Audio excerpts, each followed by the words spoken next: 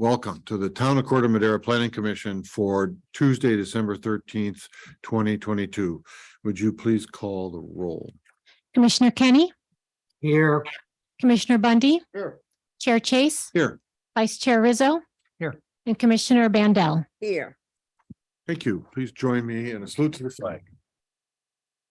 I pledge allegiance to the flag United States of America, and to the republic for which it stands, one nation under God, indivisible, with liberty and justice for all.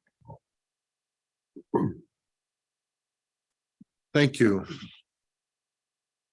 If you are online or here to make public comment for something that is not on tonight's agenda, we open it up for that kind of public comment right now. You have 3 minutes to do so. If you wish to say anything that's not about tonight, please raise your hand or step up to the microphone. Seeing none, hearing none. No raised hands either. Chair All right, Chase. thank you. Then we'll close that public comment section. We have a item on the consent calendar, which is about continuing these teleconferences. So can we approve this by a voice vote? Or, A roll call vote. Okay. all right, And the purpose of continuing under 361 is to allow for remote participation when commissioners are sick. Commissioner Kenny, Here. and we're taking Aye. Aye. Commissioner Bundy, Chair Chase, yes. Vice Chair Rizzo, Yes. and Commissioner Bandel. Yes. Okay, well, with that out of the way, then we'll move directly on to the new hearings. This is a significant moment. We're going to go forward with hearing this housing element discussion and try to get that out of the way, and then we'll fit in 206 Baltimore after that, I believe. So it's a study session, but we'd have to get everybody here if we were going to put 206 first. So, but this is very important. Yeah. So I will read this.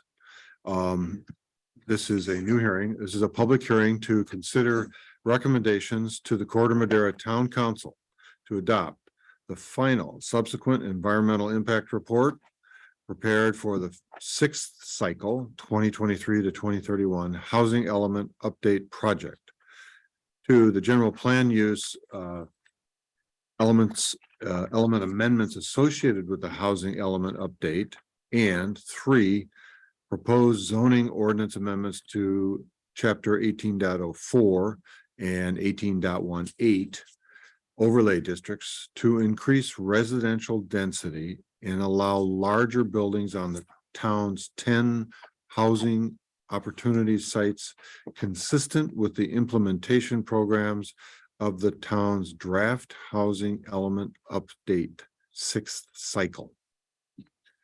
I won't repeat it. So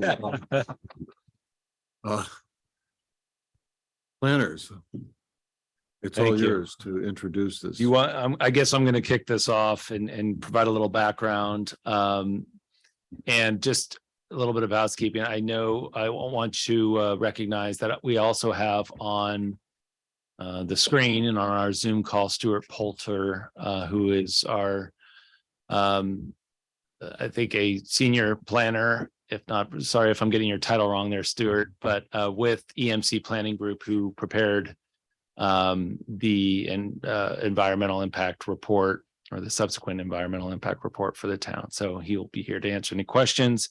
I'm going to start the presentation, and then Martha will, sorry. Oh, that's right. Stuart is going to have a portion of the presentation to help explain the findings and conclusions of the environmental analysis. And then Martha will bat third in the lineup with going into the zoning ordinance amendments in detail. But indeed, yes, we have reached a significant milestone in the process of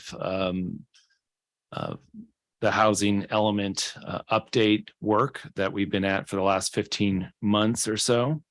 And again, just to note that all of this work is really to ensure that the town is compliant with housing element law and state law requirements that apply to the town with respect to developing a housing plan, which, as we've talked about in the past, sort of is required of us every 8 years. And so that deadline is quickly approaching. But all that considered, we're in sort of meeting all the deadlines that we had set for ourselves as staff and for the town in accomplishing this in a timely manner and in compliance with state law. So tonight we're going to be discussing, and as you just mentioned, the town, the Planning Commission will be considering recommending a recommendation to the town council really on one of the most significant parts of the housing element update. This has to do with amendments to the town's zoning ordinance, significant amendments that would increase the permitted residential densities on 10 sites, totaling 18 parcels in town, and create new development standards on such properties. We are also, the Planning Commission will also be considering recommendations on amendments to the town's land use element to the general plan that would ensure that the zoning amendments and the general plan are consistent with each other, which is a requirement as well. And considering recommendations again on the certification of the final subsequent EIR, which analyzes the potential environmental impacts associated with the amendments, and also the comprehensive updates to the housing and safety element of the general plan. Just a note, so we're tonight considering those aspects of the housing element update. There will be another meeting likely in the spring where we come back to the Planning Commission to consider the entirety of the housing element document and updates to the safety element as well. So it's sort of, that's been submitted to the state for its review. We did get a comment letter back November 21st. We're working on our responses to HCD.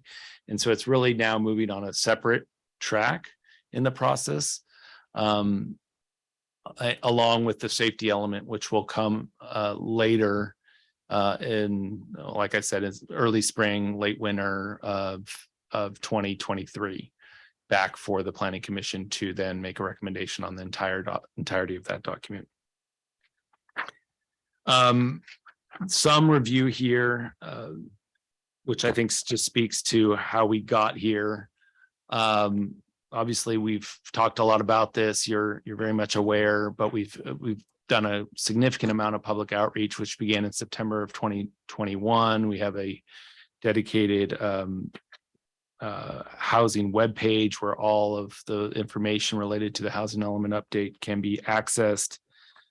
This has really been a priority for us to provide opportunities for the public to learn about this process, to participate in identifying goals for policy development for the town. And we've done a lot of it, I think, an unprecedented amount of outreach with respect to this project. Again, you can see it there, all the different ways that we've interacted with the public on this process. Next slide. Yep.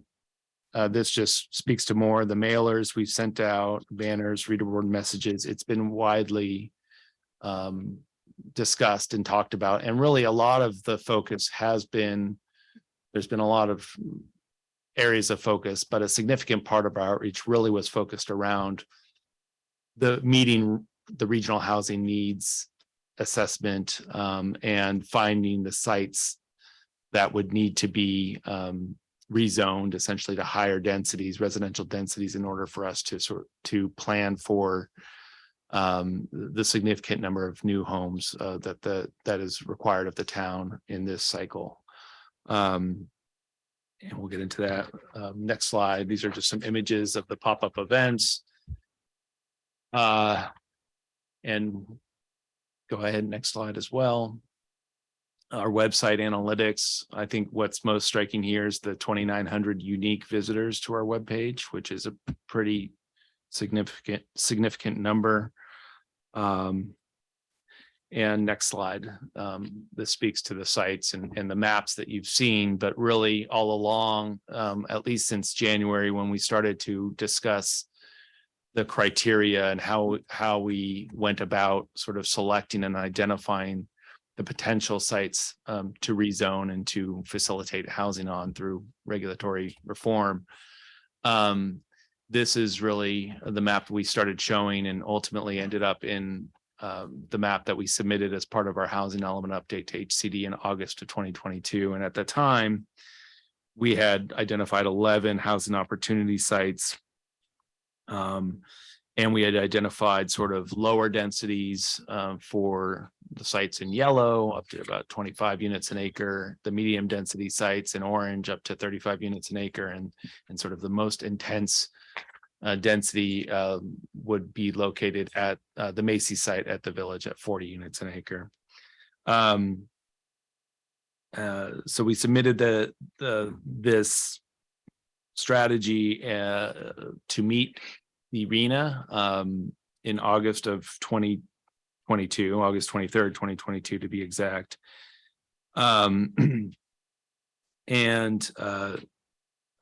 We've received the comment letter back from HCD, which didn't highlight any significant concerns about the sites that were selected for the town in our strategy meeting the regional housing needs allocation. And so we are continuing to work through that. But I would say since we sent this to HCD, there has been one modification, which on the next slide, which was the removal of 601 Tamalpais Drive. I think we talked about this at the workshop as well last month. But just for those who in the public who may not be aware, we eliminated what was site 1, which is the Daphne Funeral Home from the inventory list. That was really based on further discussion with the property owner who expressed interest in removing his property from the opportunity site list. Really, they're interested in a commercial use there. And public comments we received from neighbors of the property who expressed the desire for the site to be removed as well. So this is the updated now housing opportunity sites map. Includes 10 sites now. And this is sort of now, we have some of our guests covering the final numbers there, but really is the table you've seen in the past showing essentially in the center 2 columns there, the existing residential density at 15.1 units an acre for most of the sites, with the exception of 5651 Paradise Drive, which is currently at densities permitted, determined by the Planning Commission if somebody was going to come in and try to develop housing there today, and 1400 Redwood, the Macy's site, which is currently maxes out at 7.5 units an acre. So we're going from that density, maximum density for residential uses, to the column on the right, which is the higher, which is what we're basically forming the basis for the rezoning discussion that we're having this evening with respect to the zoning ordinance amendments. The one other thing to note about this table is it doesn't have, and we'll talk about this as we get into the ordinance amendments, doesn't include the additional incentive for senior housing that we included in the draft zoning ordinance amendment, which would allow for an increase over these proposed densities on these sites by 5 units an acre. So there's a little bit of a bump up for senior housing. And there's a new definition that we've included in the proposed zoning ordinance amendment as well. So with that, that's sort of a broad overview of the background of how we got here. I'm going to turn it over to Stuart to talk about the subsequent environmental impact report.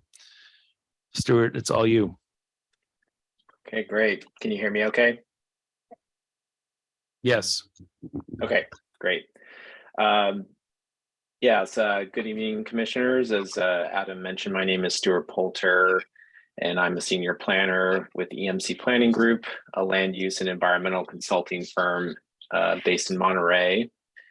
EMC Planning Group, on behalf of the town, has prepared an environmental impact report, or EIR, to evaluate the environmental impacts of updates to the town's housing, land use, and safety elements, along with municipal code updates, a project pursuant to the California Environmental Quality Act, or CEQA.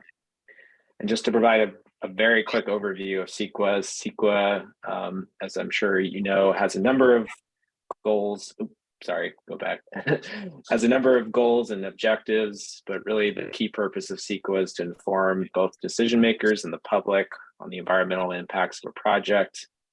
And CEQA requires public decision makers to identify, evaluate, and disclose the environmental consequences of their decisions. So the proposed project we were looking at under CEQA in the subsequent environmental impact report was the town's housing element update. However, in order to update the housing element in this 6th housing cycle, which covers the years 2023 to 2031, the town also needs to update or amend 2 other general plan elements, the land use element and the safety element, as well as the town's municipal code under Title 18 and Title 22. All of these actions are categorized as general plan amendments or zoning amendments and are considered discretionary projects that require environmental review under CEQA. Also, I just wanted to note that for purposes of the CEQA review process for the town's housing element update, we have prepared what's known as a subsequent EIR. And a subsequent EIR provides subsequent environmental analysis, in this case to the town's certified 2009 general plan EIR, which so essentially we're tiering off of that 2009 general plan EIR. And a subsequent EIR only needs to include information necessary to make the previous EIR adequate for the proposed project and the changes that have occurred since the original certification. So, but all noticing and public review requirements are the same for a more general EIR as they are with a subsequent EIR. Next slide. So this next slide just provides an overview of the raw residential unit totals we were evaluating in the subsequent EIR. And as part of the housing element update process, the town, as you can see, identified at that time it was 11 opportunity sites appropriate for the development of housing for a range of income levels. And the town would rezone these sites necessary to meet the requirements of state law. The proposed project would also amend the general plan land use designations to accommodate the changes specified in the housing element update.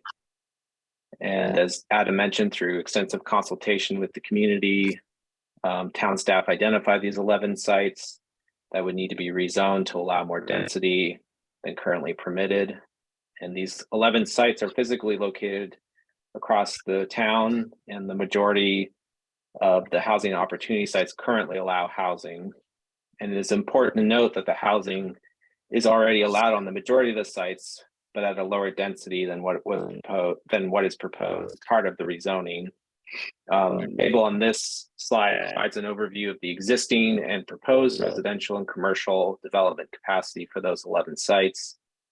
And as you can see, at least within the subsequent EIR, we were looking at a maximum total of 883 residential units across those 11 sites, and an assumed likely new commercial square footage of a little over or close to 265,000 square feet for a net decrease of over existing commercial square footage of close to 55,000 square feet.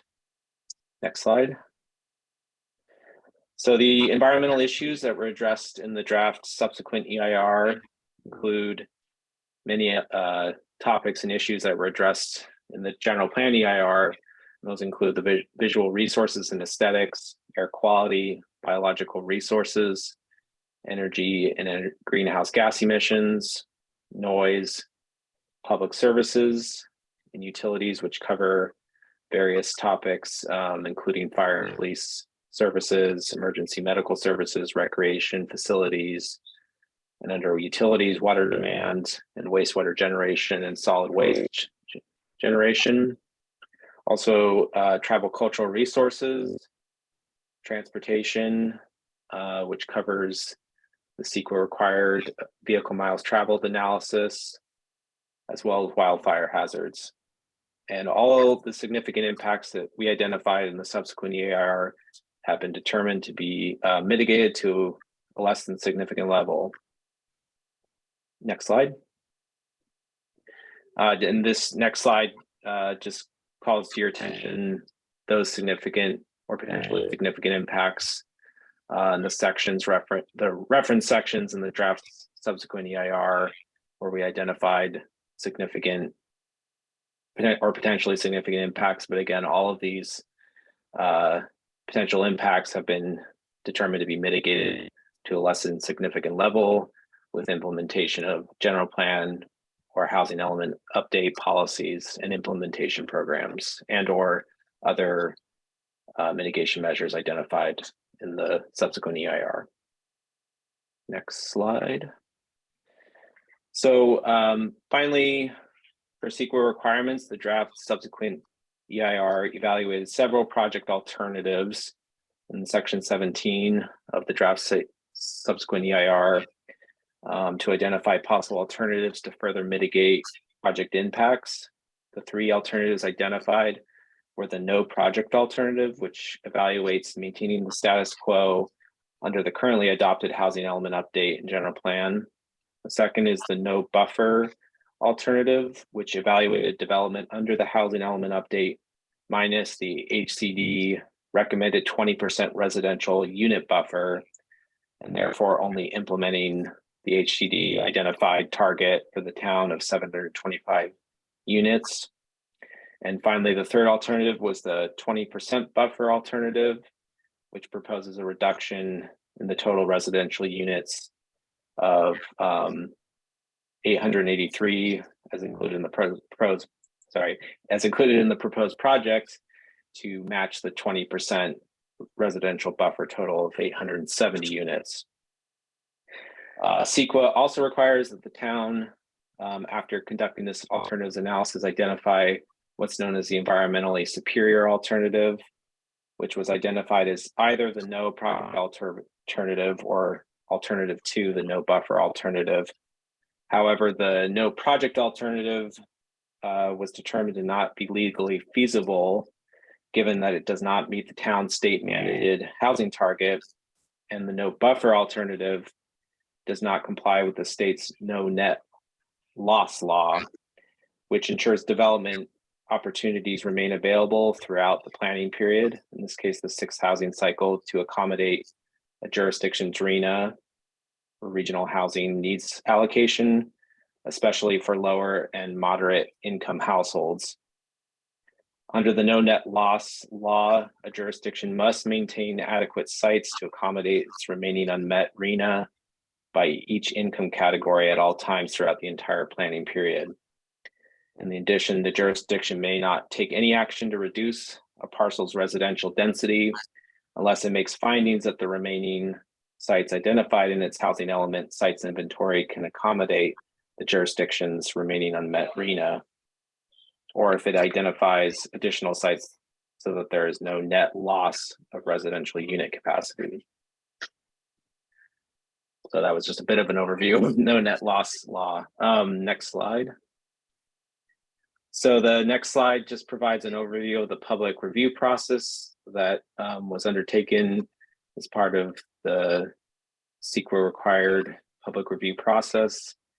As you can see here, there was a required 45-day public review period of the draft subsequent EIR, which lasted from October 7th to November 21st.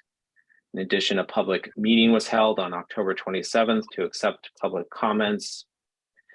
And during that 45-day public review period, the town received comments from 3 public agencies, and the town has prepared written response to comments addressing those comments received.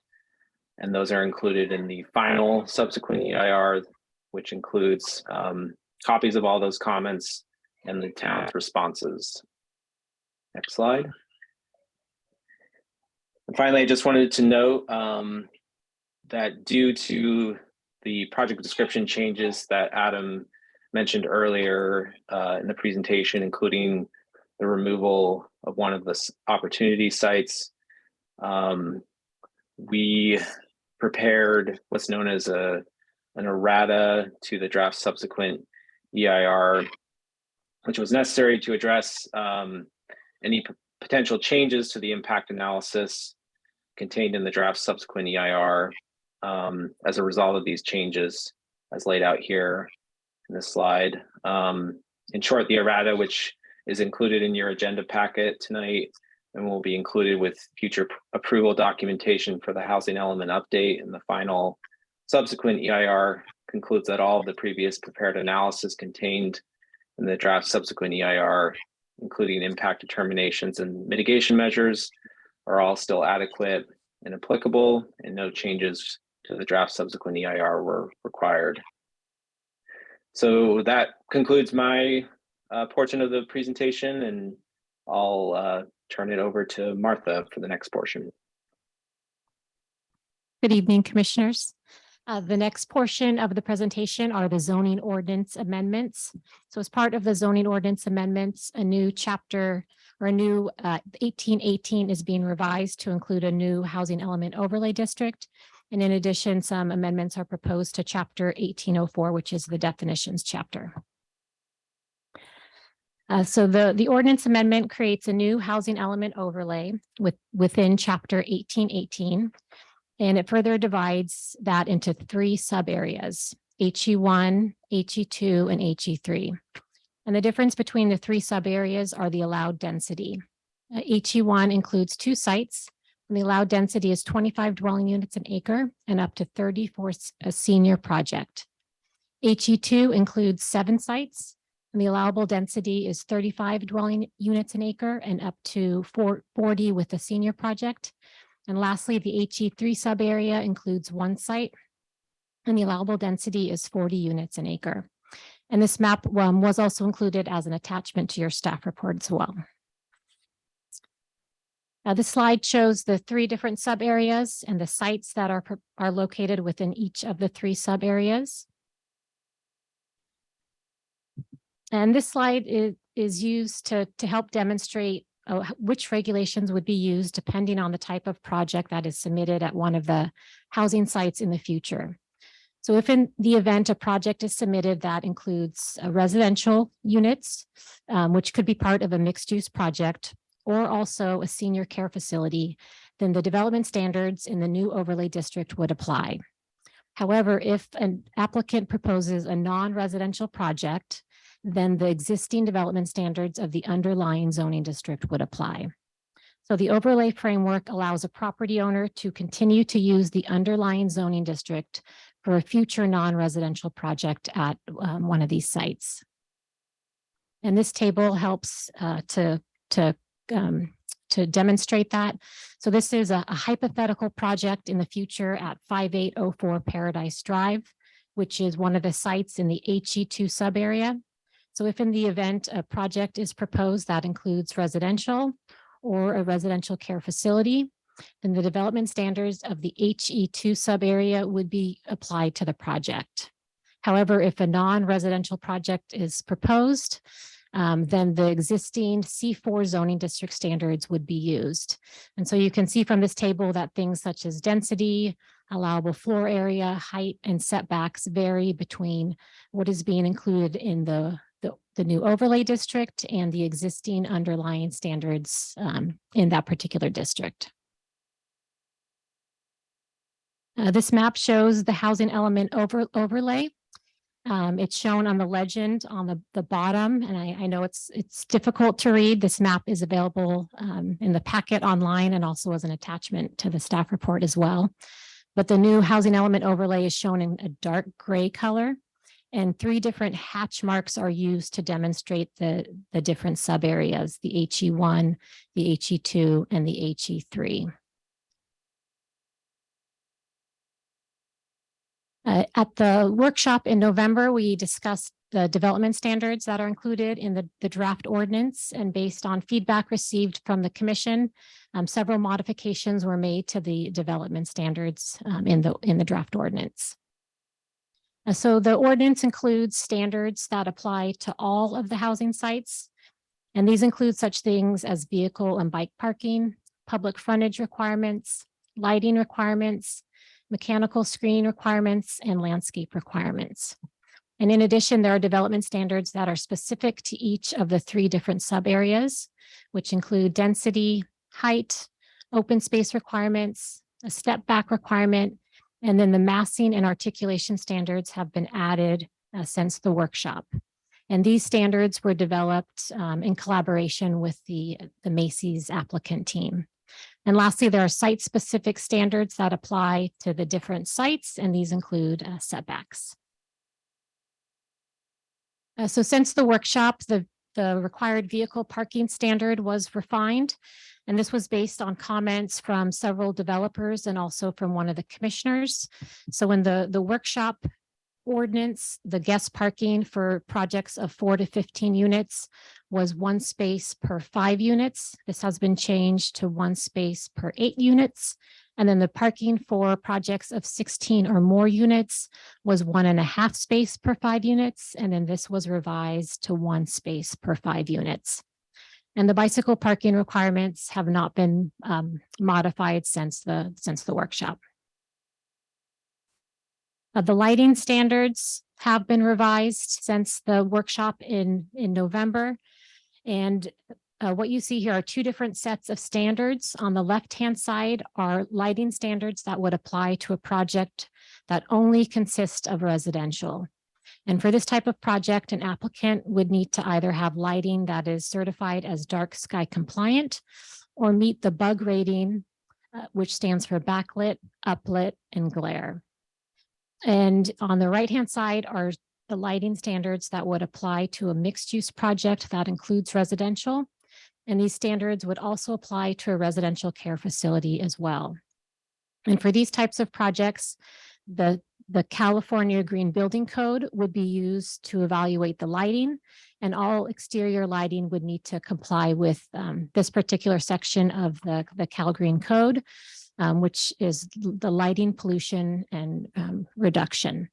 And these standards were developed in consult with a plans examiner at Four Leaf, who is very well versed in lighting standards. And Phil worked with this particular individual to modify the standards. So the next set of development standards are those that are specific to each of the 3 sub areas. And again, this includes density, height, usable open space, step back requirements, and also massing and articulation. This shows the different development standards for the 3 sub areas, the HE1, the HE2, and the HE3. Since the workshop in November, the allowable height in the HE1 has been modified, and this was based on feedback from one of the commissioners. Previously, the maximum allowable height was 35 feet, and it is proposed to be revised to a maximum height of 35 feet to the highest eave. 34 feet to the highest eave, and then 40 feet overall. And this allows for a pitch roof. And the other standards such as density, usable open space, and the step back requirement are the same as what was discussed at the workshop in November. This slide shows the new standards that have been added to the draft ordinance, and this is related to building massing and articulation standards. And these standards apply to the HE3 sub area, which is the Macy site. And in addition, similar standards have been included in the HE2 sub area, and those standards apply to sites that have a frontage of 250 feet or more.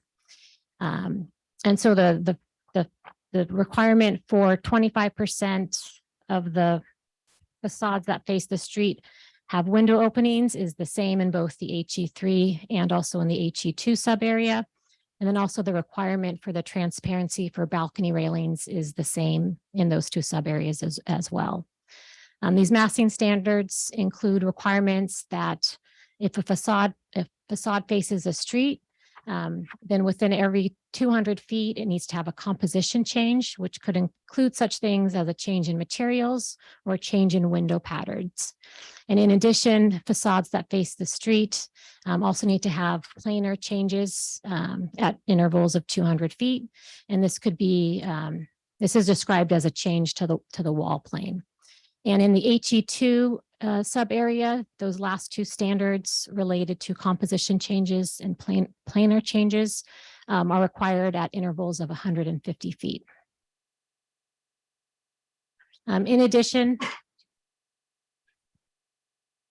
yeah, I think just with regards to this was a follow-up from what we were discussing at the workshop, where we were really trying to focus on those facades that were facing public right of way and that would be most visible to members of the public who are passing by the project, or the most visible part of the projects.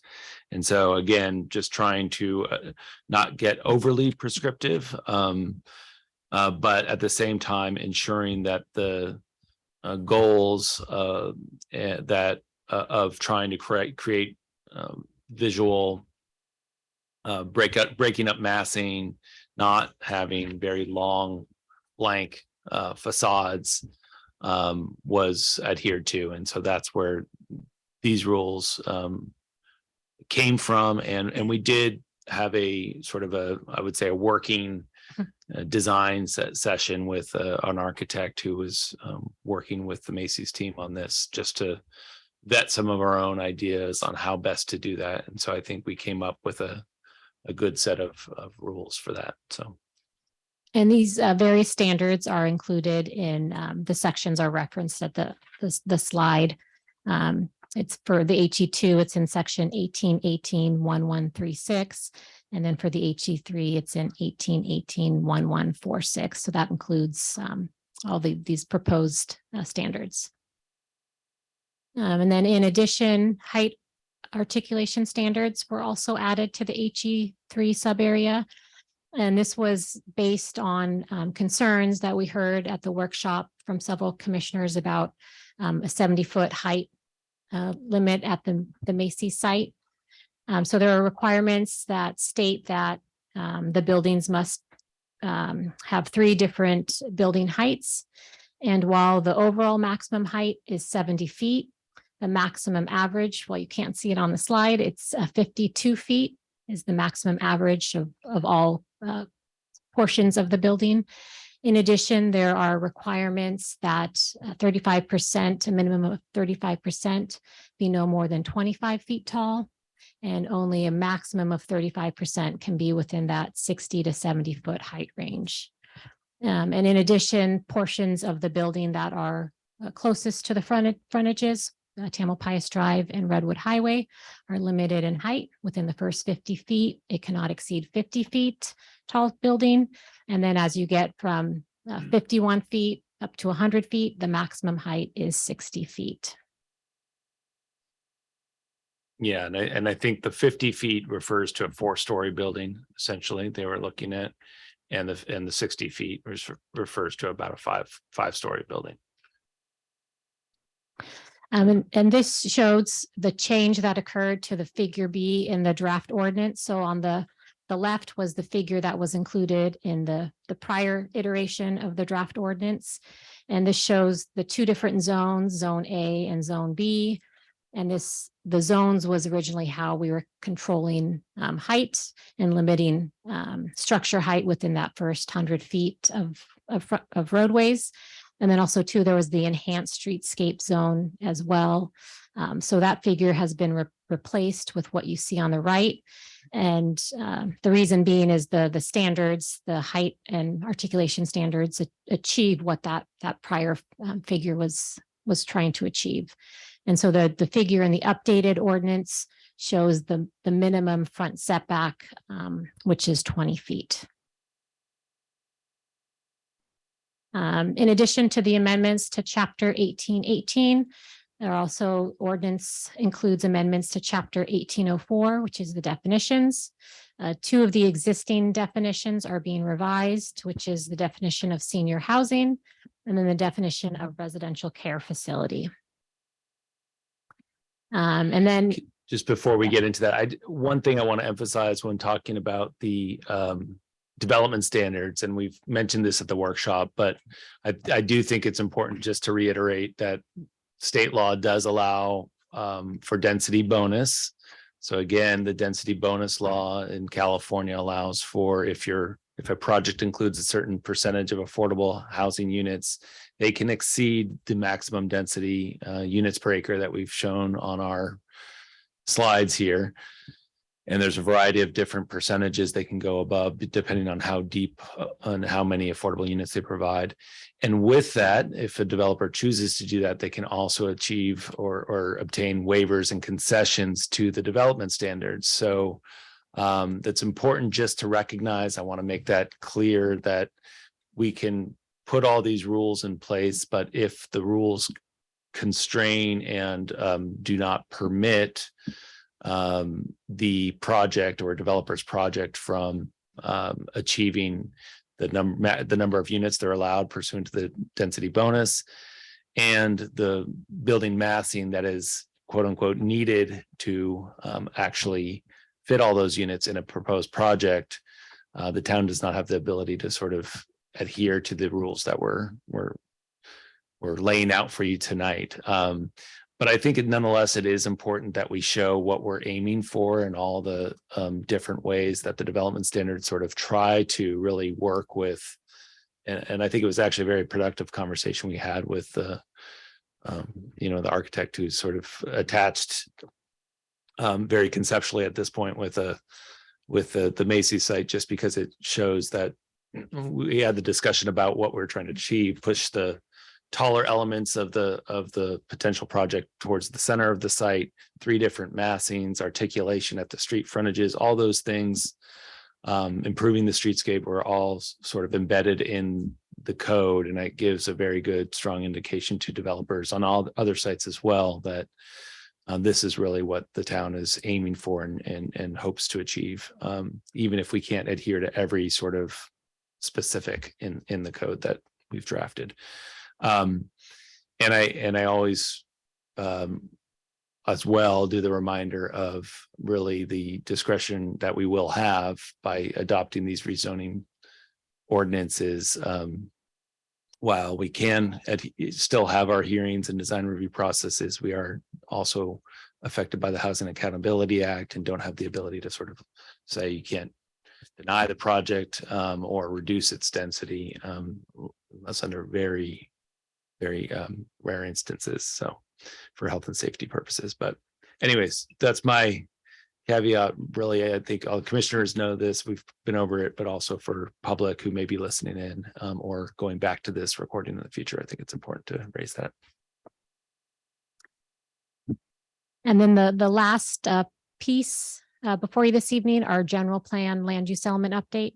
And again, as Adam mentioned, it's necessary to amend the land use chapter so that it is consistent with the zoning ordinance and the ordinance amendments that are being evaluated. So the update to the land use element includes a new mixed use housing element land use designation. And within that, 3 new variants are proposed, and they differ based on lot size, floor area, density, and then also the applicable designations. So for the housing element mixed use neighborhood, the minimum lot size is 1/2 an acre. The floor area ratio is up to 0.2 for a non-residential uses within a mixed use project, and then up to 0.34 for a non-residential project. The density, 25 units an acre and up to 30 for senior housing. And the housing element mixed use corridor, minimum lot size is 1 acre. The FAR is the same as the mixed use neighborhood. And then the density is 35 units an acre and up to 40 with senior housing. And lastly, the housing element mixed use core is minimum lot size of 2 acres. and then up to 0.34 FAR for the non-residential uses in a mixed-use project, and then up to 0.47 for non-residential uses at the village. And this is the existing allowable FAR at the village is 0.47 for commercial.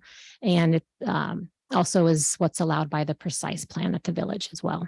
And then the density is a maximum of 40 units. This map was included as an exhibit to one of the attachments. It shows the three new kind of variants of this new housing element land use designation. The neighborhood are sites 1 and 2, and that's shown in the yellow color on the map. And then sites 3 through 9 are the corridor, which is shown in that darker blue. And then lastly, the Macy site 10 is shown in the purple kind of magenta color on the map.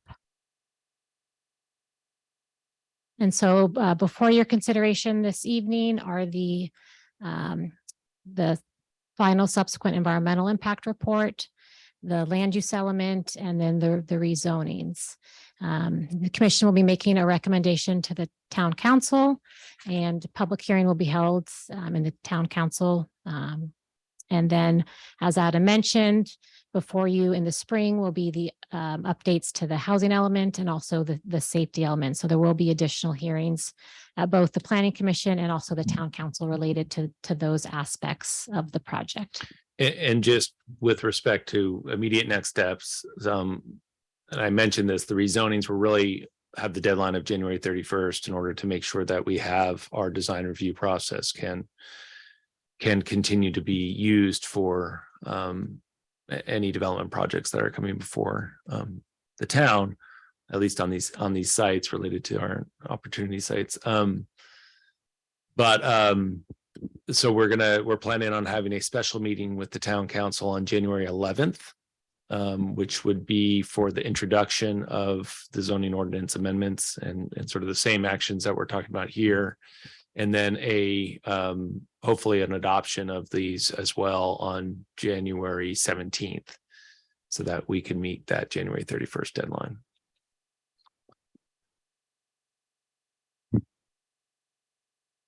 So staff recommends that the Planning Commission adopt Resolution 22018, which would recommend the town council take the following 3 actions. The first is to adopt the resolution certifying the final subsequent environmental impact report for the project. Next is to adopt a resolution adopting an amendment to the general plan land use element, creating a new mixed use land designation. And lastly, to adopt an ordinance to amend Title 18 of the Municipal Code, to amend chapters 1804 and chapter 1818 to create a new housing element overlay district. And that concludes our presentation. Before we open it up for questions, Ann Danforth is going to speak about the comment letter that we received today from the attorney of the Nugget site. Yes, Mr. Chase and other members of the commission. We did meet with the same attorney who generated that letter a couple of weeks ago, and we explained to her, I thought rather clearly and carefully, that the proposed designations in tonight's action and proposed in the future need not compromise in any way the various parking obligations and easements that she references. That was before this letter came out today in the afternoons. We were really rather surprised. We had asked her for further documents on these constraints, some of which she supplied, but none of them establish at all that the development contemplated by these actions would interfere necessarily with the various obligations for providing parking. And in any event, things do change. Parking rights can be bought out or condemned. So even if there was a planned interference, it wouldn't invalidate this designation. One point that she raised that may have caused some concern relates to notice. The zoning ordinance requires that notice be mailed to all owners within 300 feet. The town did that. Her client, the attorney's client, is not an owner. her client is a lessor. Therefore, was no requirement to send one to them. However, we can certainly start sending them if that's what she would like. And I believe they would have received earlier notices of the proceedings, and Martha would know more of the details, but that's just false that the owner did not get notice, as she suggests. And if you have any questions about the letter, I'd be happy to answer them. Yeah, thank you. And it's a subject in and of itself inside of this hearing. Because it's a multi-page letter that calls out or calls into question many aspects of things. And it's hard for, I think, us to distill that down into what are the hard facts, which you've just called out to some extent. So when we go through the commissioners for questions, I'm sure that they'll have some for you about this.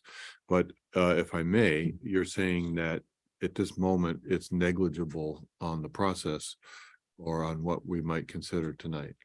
There are 100 different ways that property can be developed. And among those 100, we have identified several at least that need not interfere with the parking rights of her client and the other tenants. So negligible, yes, would be the word. Okay. Thank you. Yeah. Well, with that said, there's a lot here to unpack, hoping that the other commissioners have unpacked it pretty well.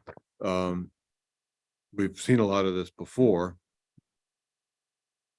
So I'm going to start with questions for staff here from the commissioners. I'm going to ask Dr. Bundy if he has any questions for staff at this point. Yeah, Martha, just clarifying, senior housing counts towards the RENA numbers, is that correct?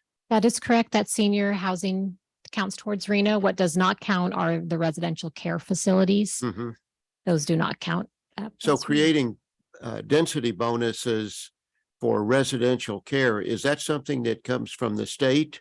Or is that something that we have come up with ourselves? So the senior housing, that's what includes the increase of 5 additional dwelling units an acre for that type of project. So those would count towards our RENA requirement. In regards to the residential care facilities, that's a need we've heard is needed in the county, and there aren't a lot of facilities that provide that sort of service.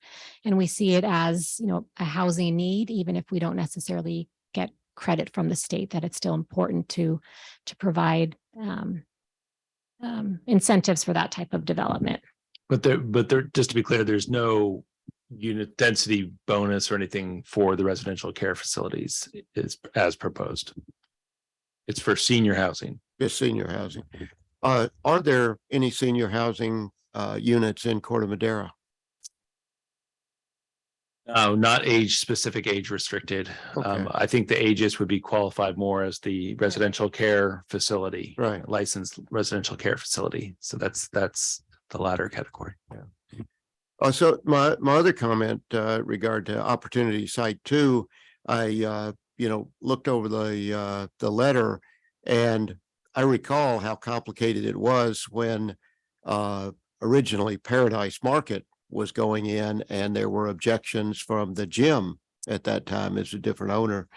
And I didn't realize how complicated it was from the standpoint of the town having to get some of these properties to create additional housing.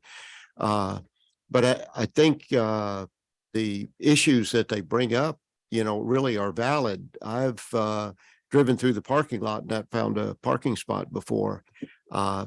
It seems very complicated, difficult, and I would propose that we remove opportunity site 2, from this list, because I think it would be very difficult and complicated to get through to develop. That's just my thought. All right, thank you, Bob. Dan on screen, can you hear me? Yes, I can. Okay. Do you have any questions for staff here? Yeah, I guess a few.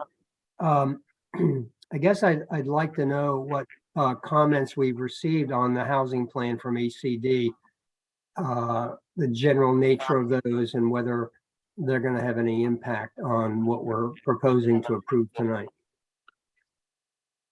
Well, yeah, unfortunately, we didn't put the comment letter in the packet, but there was, the only comment we did receive on the sites themselves was to, I think, provide a statement of findings in a resolution, ultimately that talks about the ability for these sites that do have existing uses on them to be likely to be developed over the 8-year cycle. We did have a follow-up conversation specifically on that comment because we were concerned that potentially that would affect the sites that we were proposing to rezone. But after having that conversation with our HCD reviewer, it was clear that there weren't concerns about the sites themselves. He was merely stating that reminding us to include a statement of findings in ultimately the adoption of the resolution of the housing element, making it clear that the town will either affirms that the sites can be developed, or I guess you could do it the other way and say that it don't find that there are constraints to development given the existing uses on the site. And so there wasn't a concern about the fact that there were existing uses on the site. It was more just reminding us to make the findings. So would you interpret that as a positive response from them? Yes, and especially after the clarifying meeting that we had specifically on that topic. So this is probably a follow-up question for Adam. You referred to the ability through design review for us to be able to make exceptions to some of the design standards we've talked about here that are in the proposed ordinance changes. What about our ability to, through design review, if we find that the as of right conditions of the zoning we're now approving are in fact don't particularly work well with a particular site? What about our ability to, through design review, to make modifications? I think it depends on what specific modifications and you're referring to. There would be absolutely no ability for the town to reduce the density proposed or allowed pursuant to this rezoning. So once density is approved and locked in, there's a right essentially of a developer to build that many units. As to what it looks like, again, it wouldn't necessarily be the town wanting to vary or make variances to it or accept certain provisions of this, but the developer could request, provided that enough affordable units were provided on site, they could request exceptions to some of the rules. If we find that we don't particularly think some of the rules are good ones, usually the route to change those is to change the actual zoning text and go through an ordinance amendment process. So that's but and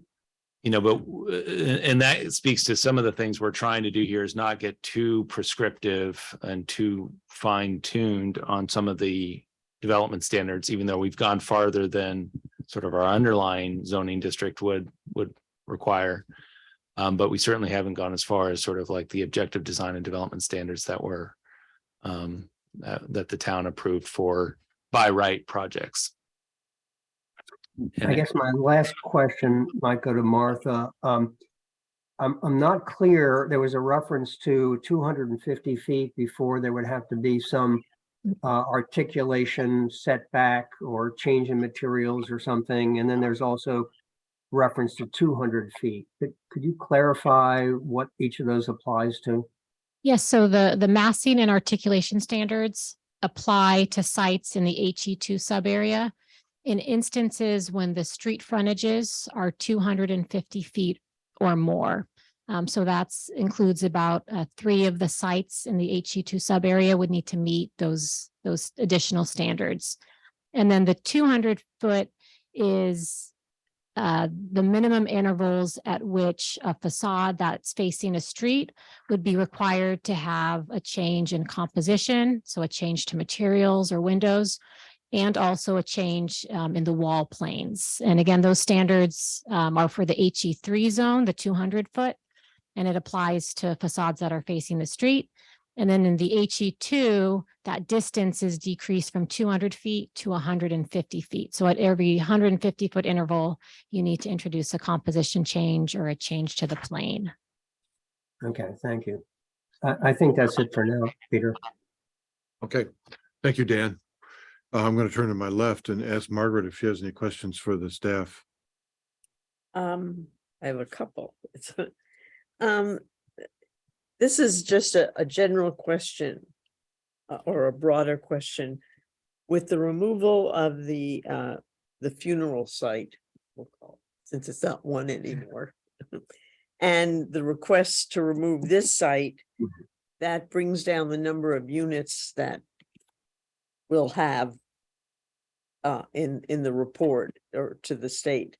So how many units, how much leeway did we have in those numbers that you put together with this number of sites? So the slide that showed the 874 units includes the 10 sites. So it already had excluded 601 Tamalpais. And the numbers that aren't shown on that are the additional ADUs. We're anticipating 100 accessory dwelling units in the 8-year time period that we're counting. And then we're also counting, I believe it's 25 single family homes through SB9 lot splits and development on vacant property. So we do have a little bit of a buffer. I think what we submitted to HCD was 1,016 units, which included all the ADUs and single family homes, and then also the 18 supportive units at the Casa Buena. So that's the number where we're at, is right around a little over 1,000. And so with all those numbers and sites, we're kind of counting on these being developed as housing. Correct. What happens if they don't get developed at the end of 6 years or the So next cycle? that's where the no net loss provision comes into play.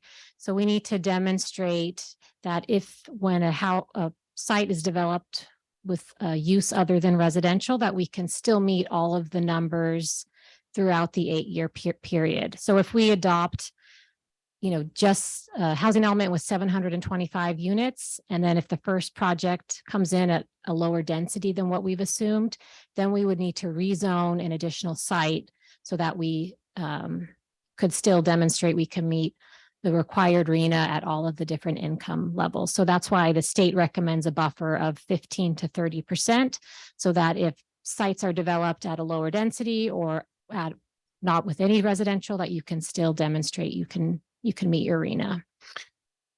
Yeah, and to answer the question, if actually we just don't get any development period on the sites, I don't know if that's also what you're referring to, Commissioner, then I think it would be after 4 years, we would be subject to at least Senate Bill 35, because we are not actually, and we're not obviously developing this, but the state says we're not keeping up with the pace of our planned or projected housing development or needs as a town, and therefore this law would allow then by right, basically bypassing ministerial approval of housing development projects, as provided they met our general plan, the densities that we're talking about here, general plan and zoning ordinance, actually just the general plan, whatever the general plan says. So that bill comes with a host of other requirements as well that may or may not make it attractive to a developer to do that, but that's sort of out of our control. But that's the most significant thing that could happen if actually just development doesn't occur during the 8-year cycle. So we're dependent on an owner, yes, to develop residential housing, and we have no control over correct, whether they do that or not. correct. So we're very much anticipating actually that that bill after 4 years will apply to the town. And that at that point, we may want to consider more restrictive, going back to our objective design and development standards. If it's going to bypass our planning commission and our processes and just go basically to staff to approve a project, we may want to anticipate that in year 3 or something like that and start looking at our more prescriptive objective design and development standards and put those in place. But you don't have any, I guess We don't- I'm really concerned about the fact that we have no control Right. over somebody and developing their land in the way that we want them to. And the funeral home site is a perfect example of that. They say they're going to develop a commercial property there, or Right. that's what they're interested in doing. Right. And on their say so, it came off the table. So, And neighborhood concerns, but yeah. is there any way to hold them to that? Is there any time frame that they have to prove up that they deserve to be removed from the list, or? No, it's not. I mean, and so a lot of this is where it's sort of, we can have all the hard rules we want, but a lot of it is, I mean, it's interesting. I mean, it's more of an exercise in trying to understand what incentivizes development to actually happen, and what, from a developer standpoint, or from somebody who actually has the capital or owns property, Mhm. what triggers them to actually take the time and energy and resources to develop property and land. And it varies widely, especially in our town and Marin County. It seems like more than others that we have a lot of local landowners. I mean, Scandinavian Designs is a perfect Exactly. example where it's, they own property, it's sitting vacant at this point, and one would assume that there'd be an incentive to actually build something rather than just let it sit there.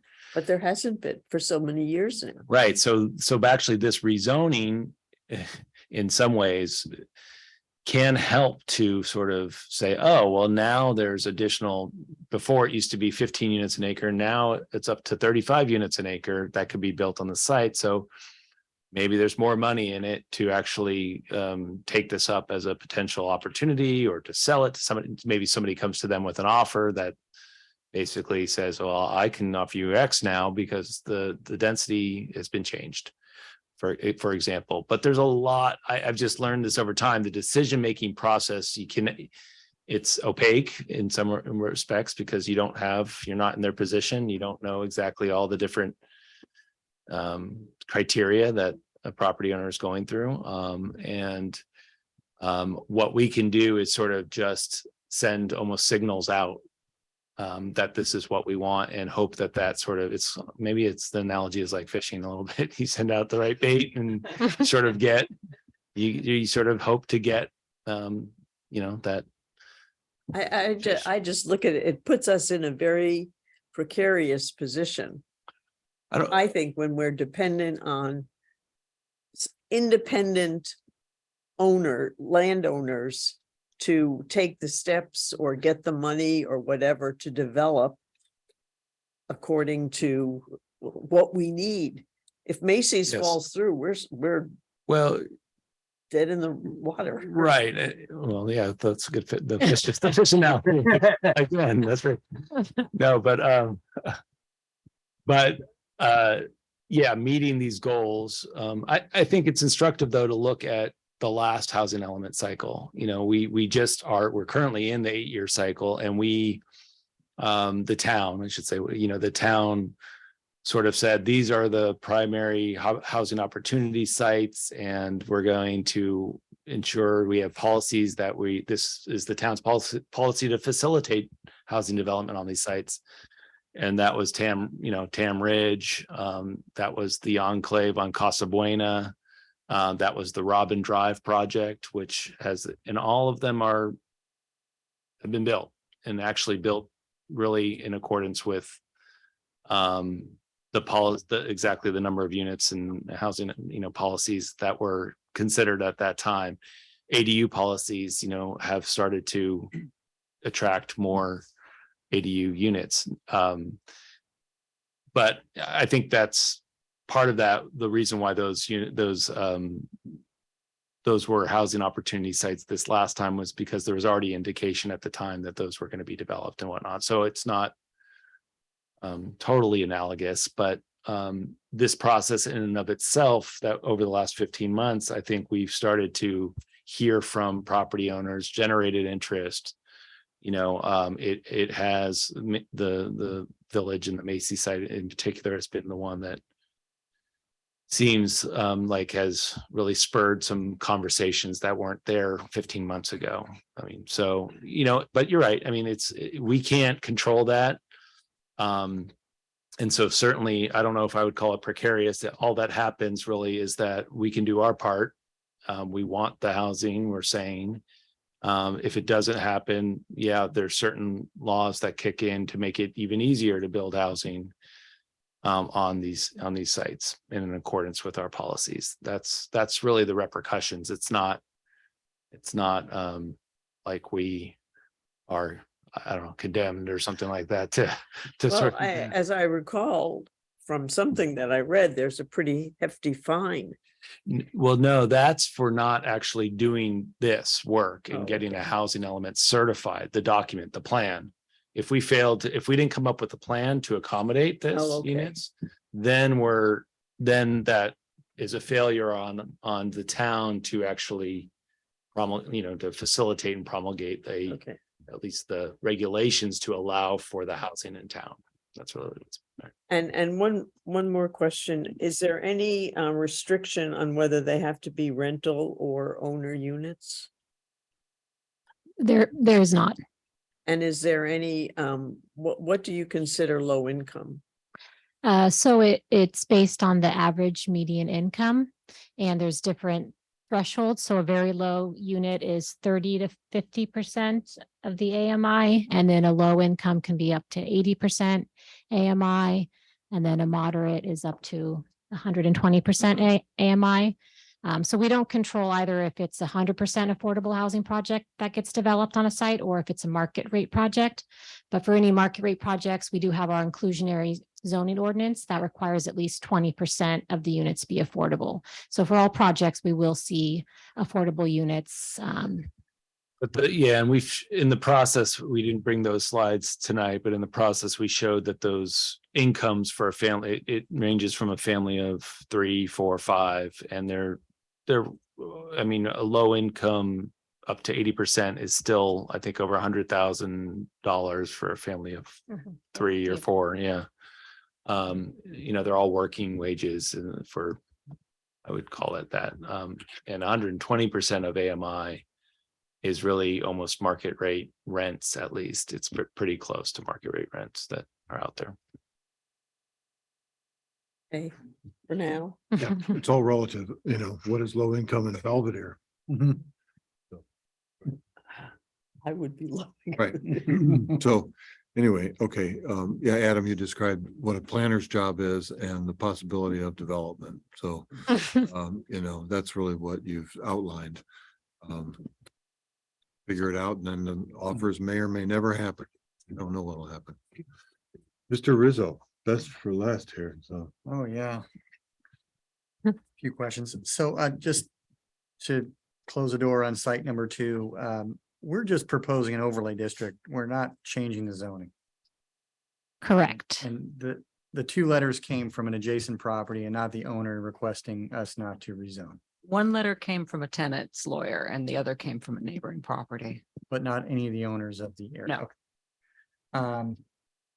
The HE2 zone, the 20% FAR for commercial. So the way you guys have laid that out is it's 20% of the area, 20% FAR, and then whatever the density that fits on top of that commercial or beside it is what will be allowed as long as it's within our guidelines that were proposed setbacks and height restrictions. Correct. So the 20% floor area ratio just controls a commercial component of a mixed use project, and then the density would regulate the residential. So for all projects, there's established a maximum floor area ratio and then a maximum density. For some of the sites, there's also a minimum floor area ratio Mhm. where we're requiring a certain square footage of commercial on the site. Great. And then, one of the things I was reading through this very lengthy report. The findings and facts of impacts avoided or reduced with the incorporation of mitigation. That chart, within there, it starts talking about some of the utilities. And the developer has to go to the water, our Marin water, and also our sanitary district and get approval before their projects can get pushed through. So as a town, we're putting our best foot forward, but what if the sanitary district decides that we have enough housing or there's not enough water? Have all the towns met individually with our utility company, because it's regional, to figure out how many units we can actually support? Because it seems to me that as soon as they stop giving water meters out, we're not developing anymore. Yes, absolutely. So one of the things that is important in that regard is that, while we're doing the housing plan, the water district is doing their urban water management plan, and that is sort of an ongoing process. I think they do it every 5 years. They're looking at how much housing is being proposed as part of these housing elements throughout their district and their area. And as you've probably read about, they're looking at potential new sources of water as a result, and whether or not they have enough or how they get additional water resources that may be needed. So that's an ongoing conversation. But at the end of the day, you're right. I mean, the project comes in, it's going to need a new or upgraded water service, likely because we're talking about additional units here, and they're going to have to get a permit or approval from the water agencies. So we want to make sure we do that at the planning phase, not like approve a planning project and then it gets to the building permit. They're like, oops, there's the water agency isn't going to do that. So, some of these are in there, and that's frankly goes for, the utilities. I mean, we're talking about now, all new construction is going to have to be all electric. So if we get a bunch of these at one time, I mean, we're talking about new energy sources needing to be also built and supplied to these areas of town as well. Sanitary sewer, we have did the analysis. I think there is more capacity in that regard. But they're always doing the planning aspects as well. So I think what's been good about this process to me is that those conversations are happening, and those agencies and districts are aware of the housing planning that's going on here. We don't necessarily control it ourselves, but from a regional perspective, those conversations and planning projects are happening amongst their staff as well, and will need to continue to happen going forward. Are there any provisions in the state law that we're having to abide by, that if a municipality decides that they can't give a water source out, like let's just say we do get 500 approved and we don't have enough water, are we still going to be hit in 4 years with SB 35? I mean, or does the state kind of take that in consideration? Yeah, I don't think there's any provisions now for the state not to take that into consideration.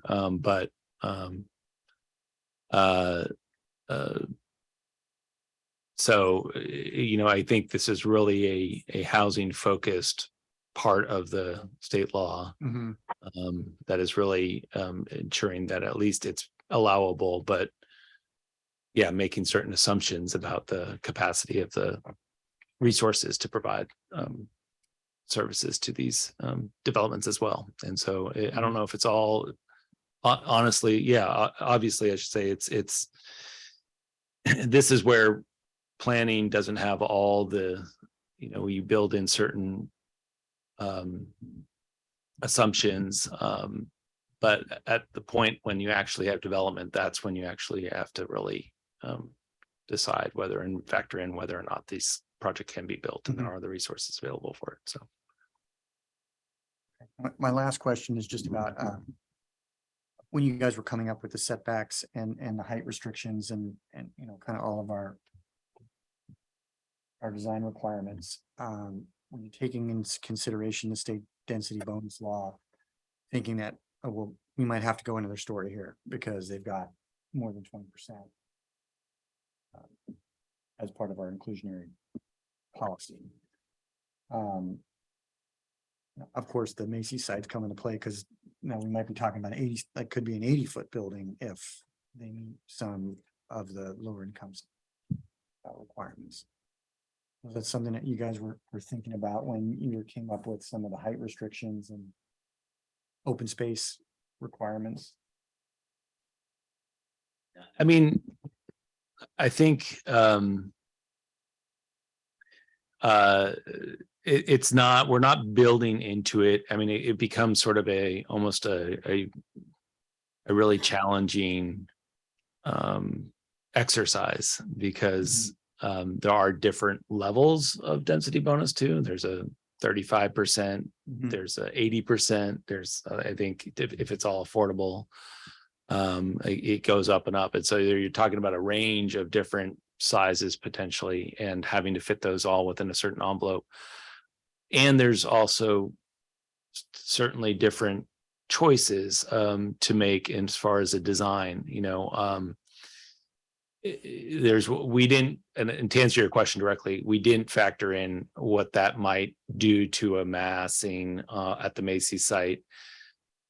But at the same time, you know, instead of having only 35% of the footprint being at that 70-foot height level, it may expand and be more of a horizontal expansion of that mass rather than an additional height there. So, you know, some of those rules may need to be broadened from the footprint standpoint of horizontal expansion versus vertical. And I think you would be able to get more, and that becomes just sort of a preference. Is that preferable to sort of have a more blockier, wider? Would we have discretion over what I'm saying is I like, wouldn't say it's just density. Would we say, okay, we'd rather see something horizontal than vertical as a town because we're giving you the density, like the density bonus is density bonus. It's not necessarily we're going to give you a relaxation on what our standard is. It's both actually, and it's not that we're giving it, the state's giving it. So I think the way to handle those conversations are through a conversation and really a more diplomacy is, as Ann likes to say, you try to say, work with us here, and this is really what we're after. But at the end of the day, it's you know, it's really not us in giving them those concessions. I mean, they have to provide the sort of, for the concessions and the exceptions, there has to be some evidence that they need it. But beyond that, it's really their request. They're getting it from the state, not the town. So. That's it. Okay. All right. Thank you. I mean, what you're saying is you can't possibly project all the permutations of this and try to figure it out in advance. It has to be done down the road as it occurs. What you guys have described is a struggle to communicate to the town and the public that this is in no means a mandate to go build all these units. It is simply waiting for developers to arrive at the doorstep, make these things happen. Nothing is going to happen. It may never happen. Yeah, it's essentially sending the signals, and I think to Commissioner Rizzo's point, it's also sending the signals about what we think is important about the massing and the development standards that really we want to follow, even though we know you don't necessarily have to the letter of the law or to the regulations. Right. But yes, that's correct. It's not the town building this, and this in no way puts a restriction on the nugget sites over there at all. This is simply just a framework for some possible developer to come in there, and but the developer has to go get the site and buy it from the owners and create a project. And they're still maybe very well constrained by the encumbrances on the property. So it's not, that's recognized. Yeah. Doesn't change create a problem for them at all at this point, right? So we've lost our legislative analyst, but it seems to me I'm hearing that SB 35 will probably get some changes brought to it in the next 4 years or something like that, right? It seems to be weakening in its formidable elements. Are you hearing any of that? That it's going to change? Anne, have you? Heard anything, but I would expect something would happen if we get to the point where a water agency won't issue the permits, and that is what's holding up housing production. I find it hard to believe that the state would want to penalize cities for that. Right, that would be a big problem if Yeah. they were to do that.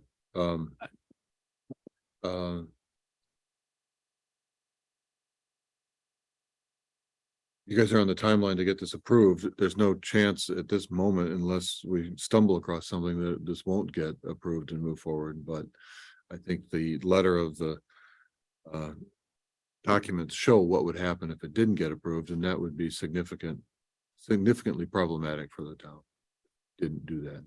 So seems like you've crossed every T pretty well on this.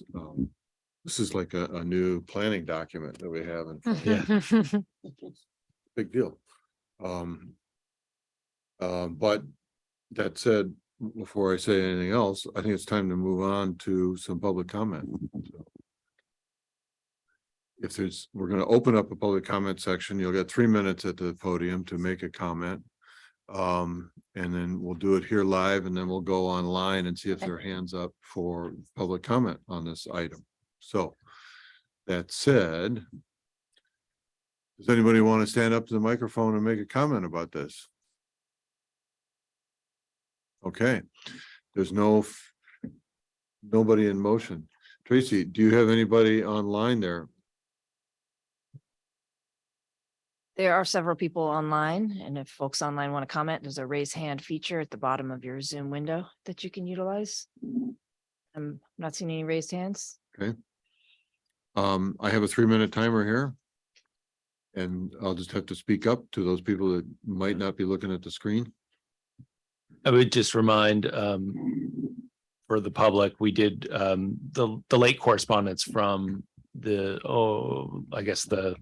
attorney for the Nugget Market and the property owner of that property was posted to the website earlier today. So that's been publicly available on our webpage for the public to review.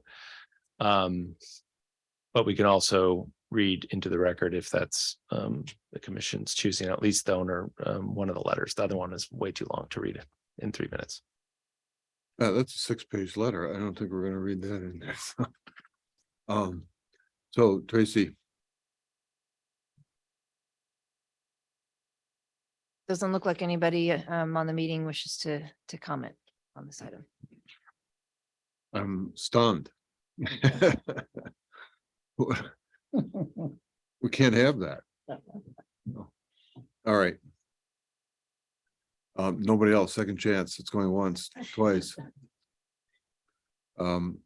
This is such an important moment really for this to get pushed over the hurdle here. Just to occupy a little more time, I will say that you guys have done a remarkable job with this document. It's really something else. So kudos to you guys for putting it together. I second that. I think Yeah. it's amazing. Thanks. I really would like to acknowledge Martha's, all her effort and time and energy working on every last detail of this report and the ordinance. And so it's just really an incredible job by Martha. Thank you. She doesn't even have to look at her notes. She can. I recite know, I it. noticed that. In fact, It's just incredible. she knows it verbatim. So, okay. So, we're not getting any questions or any commentary. So, anybody else have anything else they want to impart to this before we ask questions of anyone else before we take it back to the dais and close the public comment section? Any other questions, staff? Yep. No? Okay. All right. So we will do just that then. We'll close the public comment section and bring it back up here for commentary on this. This is resolution 22018. So let's hear some commentary. Dan, Yeah, well, I think, as you and Martha have said, I think it's a lot of good work by planning, putting together this, ordinance change. And I think they've responded to our comments from the previous meeting, in a good way. And I'm comfortable with the sites, and with the proposed, um, changes both to the zoning and the town master plan, as presented. okay, that's all you got, huh? Right, Yeah, that's it. all right, very clear. Thank you. Dr. Bundy, Well, I continue to have reservations about opportunity site number 2, that the parking restrictions, unless something incredibly creative is done to create more parking there, I don't see how that's really going to happen, but I will support the document. okay. Thank you, Bob. Back over to you, Margaret. Well, I agree with Bob about the parking on that particular site. I'm there every other day or so, and it becomes more and more impacted as time goes on. So I have concerns there, but I also realize that it's not necessarily going to be developed. It's just out there as a potential site. I think anybody looking at it would say, this doesn't look like a good site to develop. That's just my feeling about that. I think that we've gone through this over and over again. It's pretty amazing how it all gets put together. I have I wonder, just by the comment that you made, Peter, about SB 93, 35. 30, whatever. Yeah. Whatever it is. If it's coming to the realization that, not everything can be as rigid as the state has set it up to be, are we locking ourselves into something that we may not have to live with later on down the line? How much of a lock is this document on the next 8 years or 6 years of development for this town? And I would hate to think that it's locking us into something that it just reminds me of the development of Tam Ridge or whatever it was. We got locked in by something, and then it turned out to not be that necessary. And so I hate to think we're getting locked in. And on the other hand, I certainly am going to say that I would support this as it is now, just for all the work and detail that's gone into it. Yeah. Thank you. And Mr. Rizzo. Okay.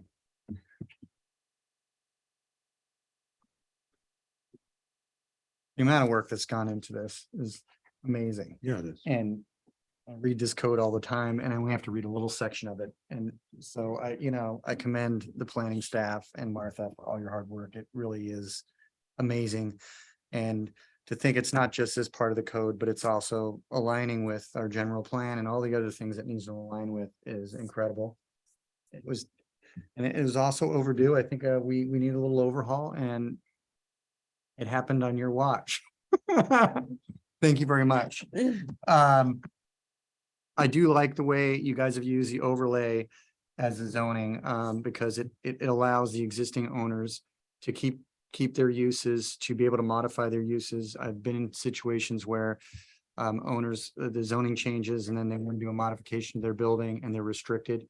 So I think that's a great policy to allow owners to do to keep their businesses running or their tenants running as a business and allow them to modify their existing uses, while also giving the flexibility for the sites to be something else in the future, because we don't know what that's going to hold. I love the fact that how much feedback we got from the community and how it got integrated into the plan, from reducing the parking standards, lighting standards, eave height, massing and articulation standards, even spacing the trees on the street was thought out and taken in consideration and put into the plan. And lastly, just general plan consistency, meeting diverse economic and physical needs, promoting mixed use development types, very important. And removing some of the development and redevelopment and impediments that in the past have really not encouraged development. So and also, not attracted developers. The only thing that gives me pause is the 7-foot height, just because I feel like if we did it at 60 feet and developer came in and wanted to do some lower income housing, that they would be able to get that height restriction lifted and they'd be able to go higher.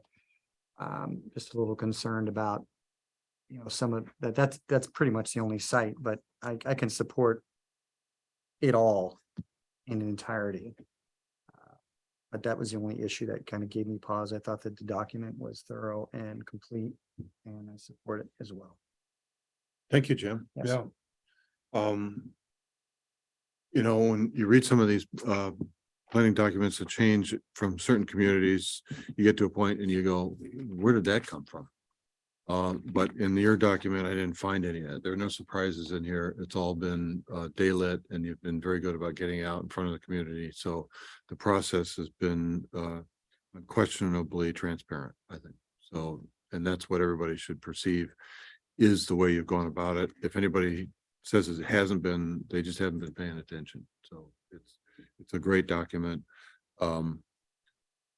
Jim's comments are very important to take note about what you've done, and I think notable. So with that said, all I can say is I support this, and I would call for a motion to approve this resolution 22-018.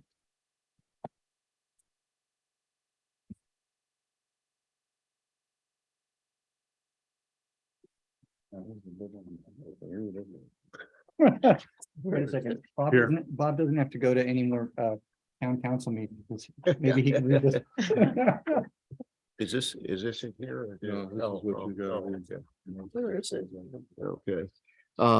In the motion of Corte Madera Planning Commission Resolution number 22-018, a resolution of the Planning Commission of the Town of Corte Madera recommending that the Town Council take the following actions. 1, adopt a resolution certifying the final subsequent environmental impact report, final SEIR for the Town of Corte Madera's 6th cycle 2023-2031 housing element. Update project and making required findings pursuant to the CEQA guideline section 15,000. 2, adopt a resolution adopting amendments to the general plan land use element, creating a new mixed use land use designation.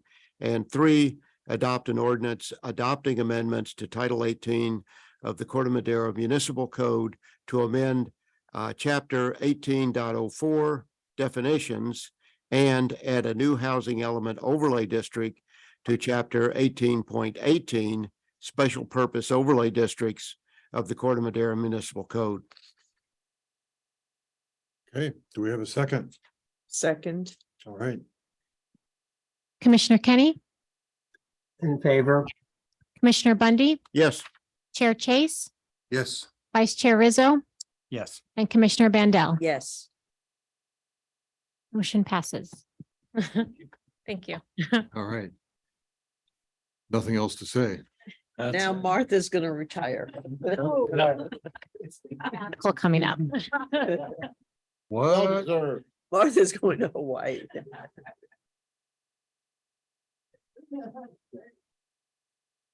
Yeah, it's the beginning of the end. And just thank you for all your feedback and comments to help make this a better amendment and process as a whole, as you've been with it since the beginning. So thank Yeah. you. Thanks to all of you for your support and input. Go back a few years. All right. So business items. Tonight we have Peter, could we have a Yeah. little break? you want a little break? Okay, we'll take a 10-minute break. Thank you.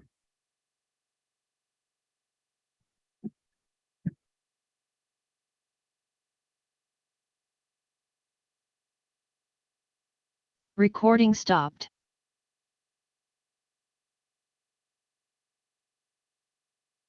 Patty. Recording in progress. Welcome back. We're here still. And we're going to have a preliminary review application for 206 Baltimore Avenue. This is a preliminary review application PL 22-0071 for an 1,181 square foot second level addition, modifications to the existing first level, and demolition and modification. There's a lot of ands in this. Who wrote this? Sorry. Demolition and modifications to the site and accessory dwellings throughout the property at 206 Baltimore Avenue.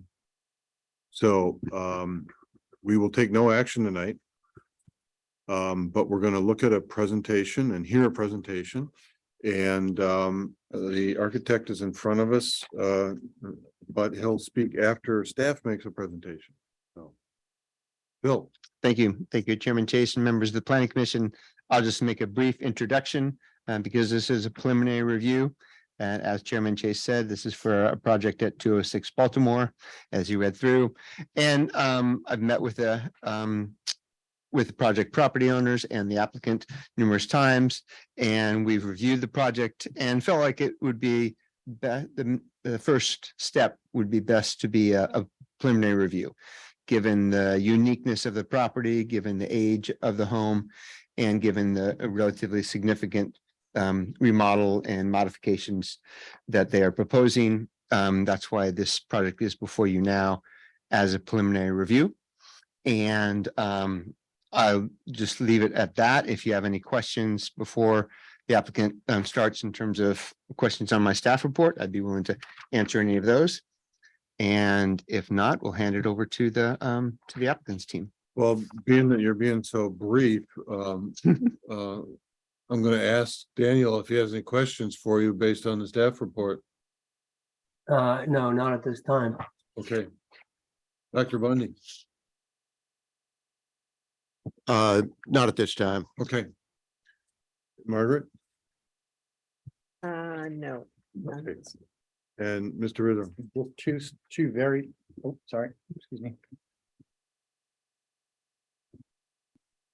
Just two general code questions. I saw Dan, the architect, had put some permeable calculations on the plans, but we don't have permeable, non-permeable calculations required as Correct. part of our requirements. We do correct? not have specific permeable, impermeable requirements or standards. And is there any requirement to replace the tree if it's? That will be a condition of approval, will be to suggest replacing the tree, but that has not been articulated at this point, given it's a prelim. But it's not a requirement. I'm saying, would it be a condition of approval as a requirement? I don't know if someone has the tree in front of their house was removed. Right, I will add it as a condition of approval, but I'm not necessarily going to require it to be No, that no, location. not today. I'm just wondering. Yeah. In the future. That's it for me. Okay. Yeah, the arborist report is extensive. Anyway, Mhm. okay. Dr. Weaver, you are up to make a presentation. All right. Thanks for having me. Yeah, Tracy's got that for you. Okay, Daniel Weaver, I run a small residential architecture firm here in Marin, work in the Bay Area. So There we go. There we go. We do work around the Bay Area, and so we were hired by Dick Gelati to remodel this home, which I understand is one of the oldest homes in the town. It's roughly 100 years old. And here's a view from Willow Street of the house, the main house, right there in the center, and a couple of the outbuildings in the back. And essentially what Dick wanted was to have a larger home. And so we started out designing it for him. Let's see, how does this, is this on? If I turn it on. All right, Phil. There we go. There's a little bit of a closer view here of the main house on the left and the garage, existing garage on the right, driveway and the large cypress tree in the foreground, which unfortunately, despite its good looks, partially came down last winter and on the roof, and recently had an arborist report done, and it turns out that it's diseased and in danger of coming down in a large windstorm. So what's going on here? Are you running this? No. Oh, okay. I don't know. Here, let me see if I can.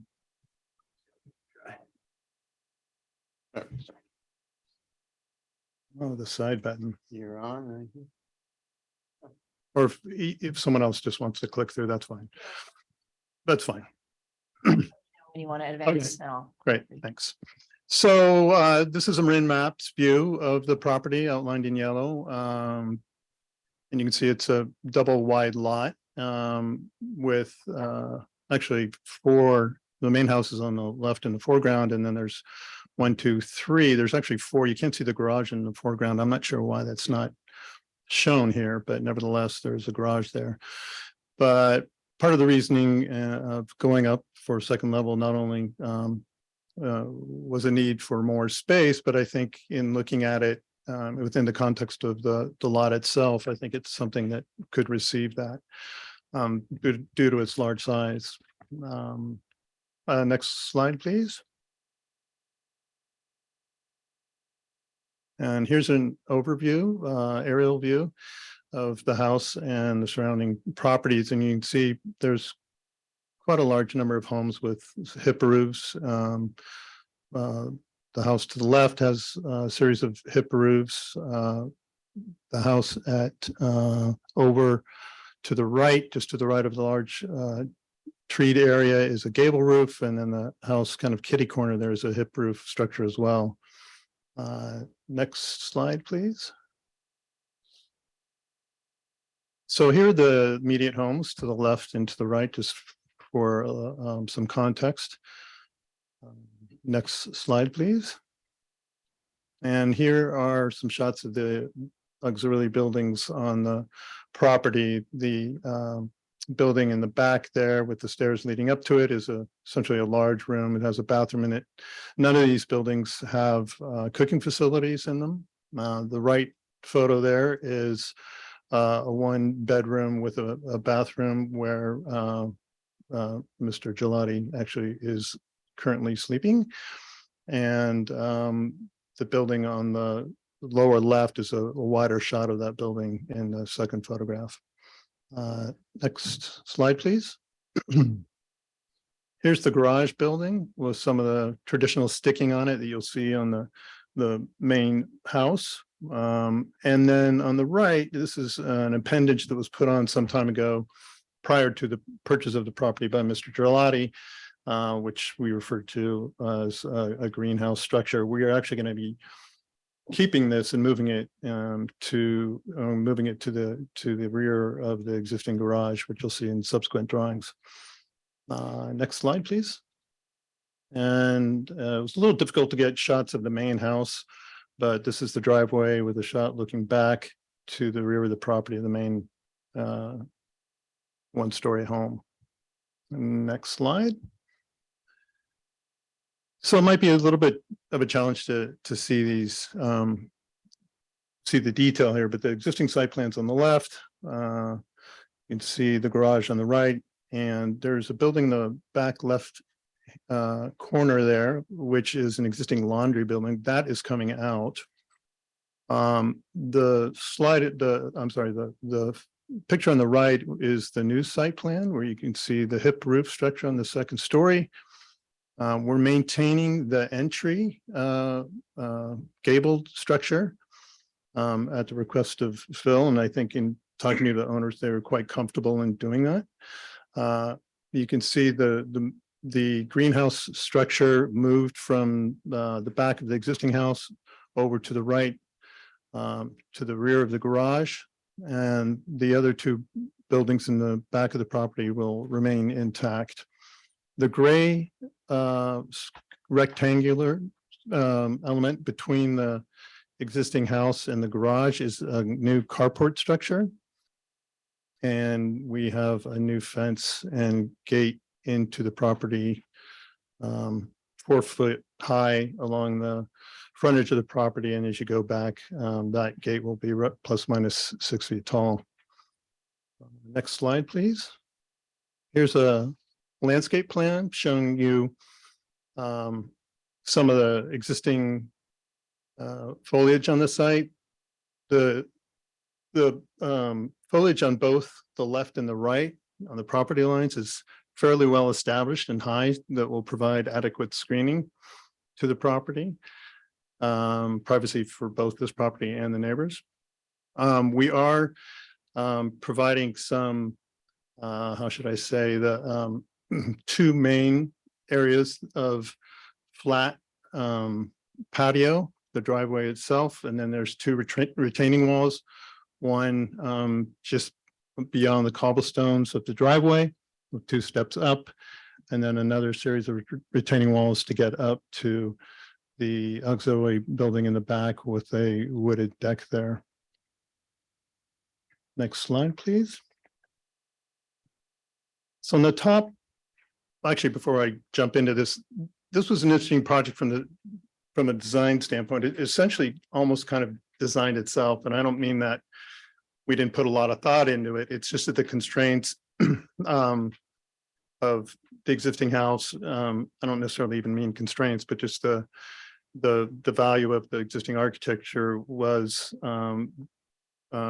something we wanted to hold on to. And then coupled with the sight lines and the vocabulary of the neighboring buildings kind of dictated the roof shapes, which you can see here is a hip on the upper roof.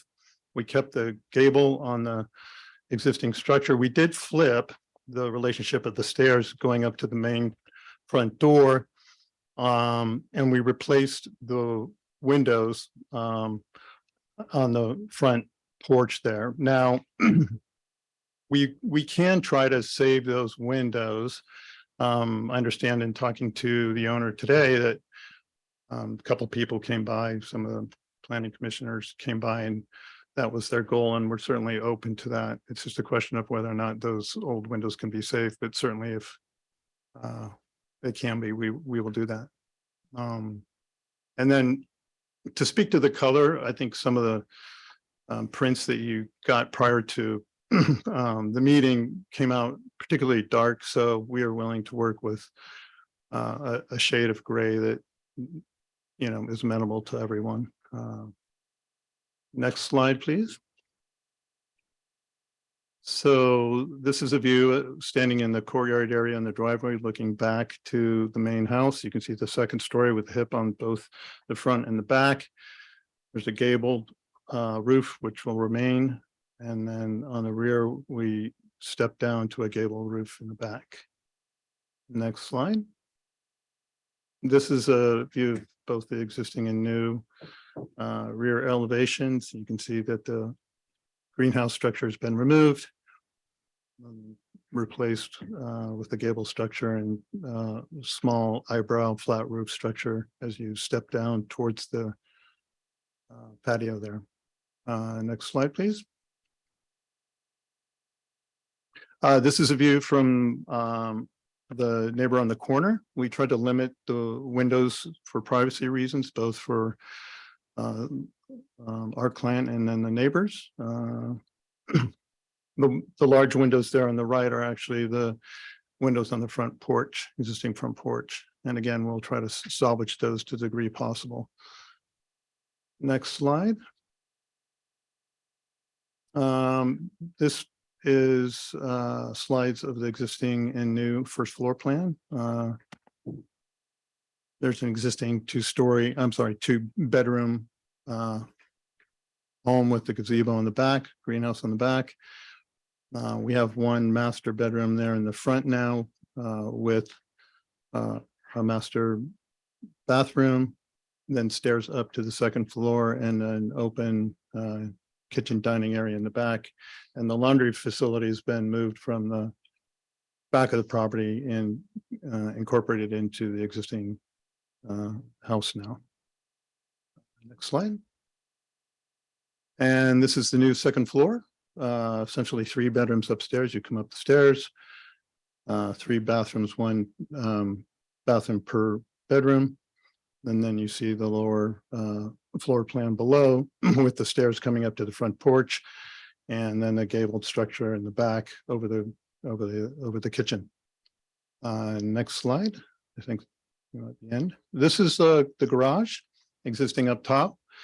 We're going to a full single door for the garage because it's difficult to get in and out. And having a single door there will be much easier to maneuver cars in and out of the driveway. We're going to maintain that sticking pattern on the existing doors and bringing that into the new garage door. And there on the left, you can see the greenhouse that's been moved from the existing house to the back of the garage. Next slide, please. And this essentially is a full property-wide view of the garage, the carport, the garage gate, and then obviously the front facade of the new home. And I think that wraps this up. Nope, sorry. This is a view from the back of the property, looking at the carport and the greenhouse structure. And I think now that's it. Let's see here. Yep, that's it. Oh, yeah. Anything else you want to tell us? Not too much. Like I said, I think the project kind of designed itself. It's not like we had a blank slate. I think given the historic value of the house, we tried to pay homage to that. I think the design is appropriate with some of the other neighboring homes around it.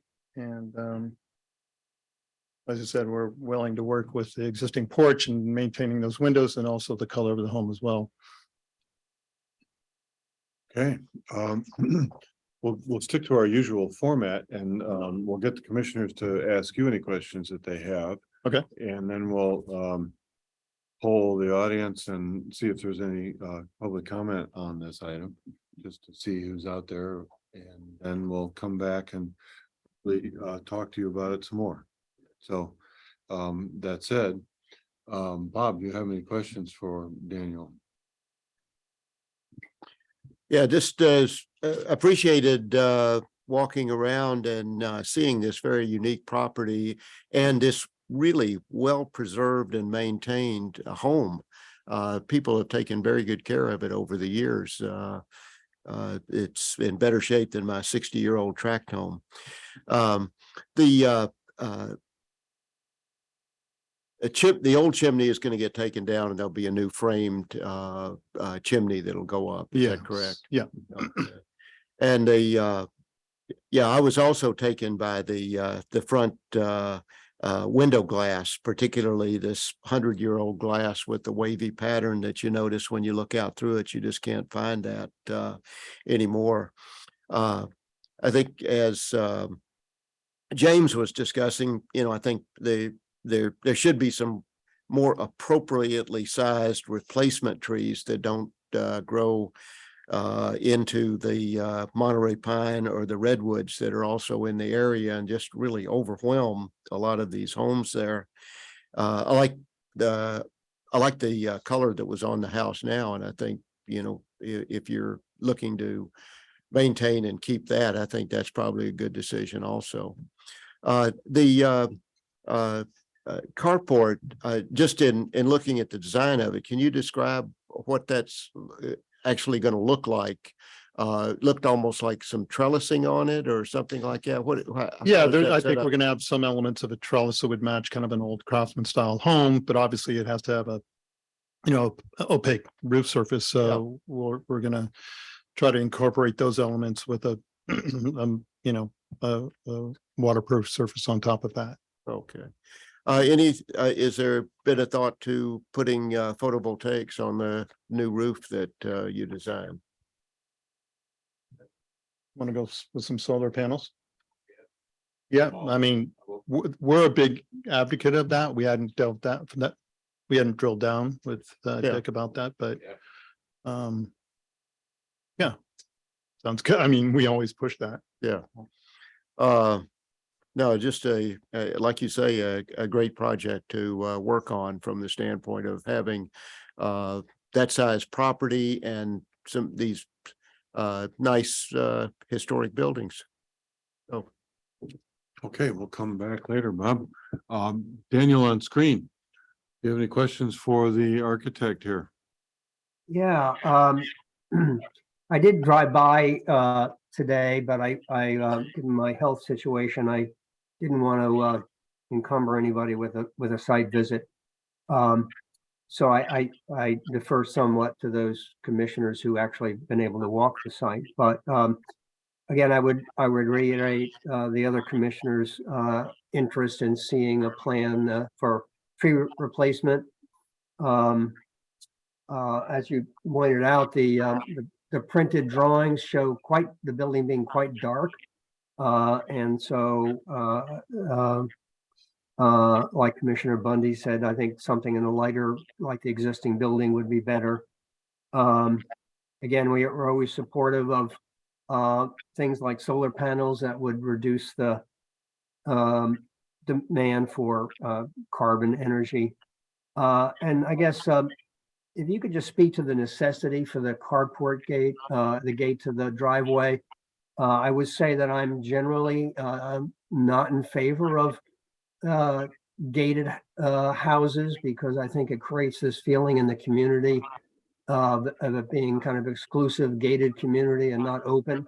So if you could just speak to the necessity of that, I'd appreciate it.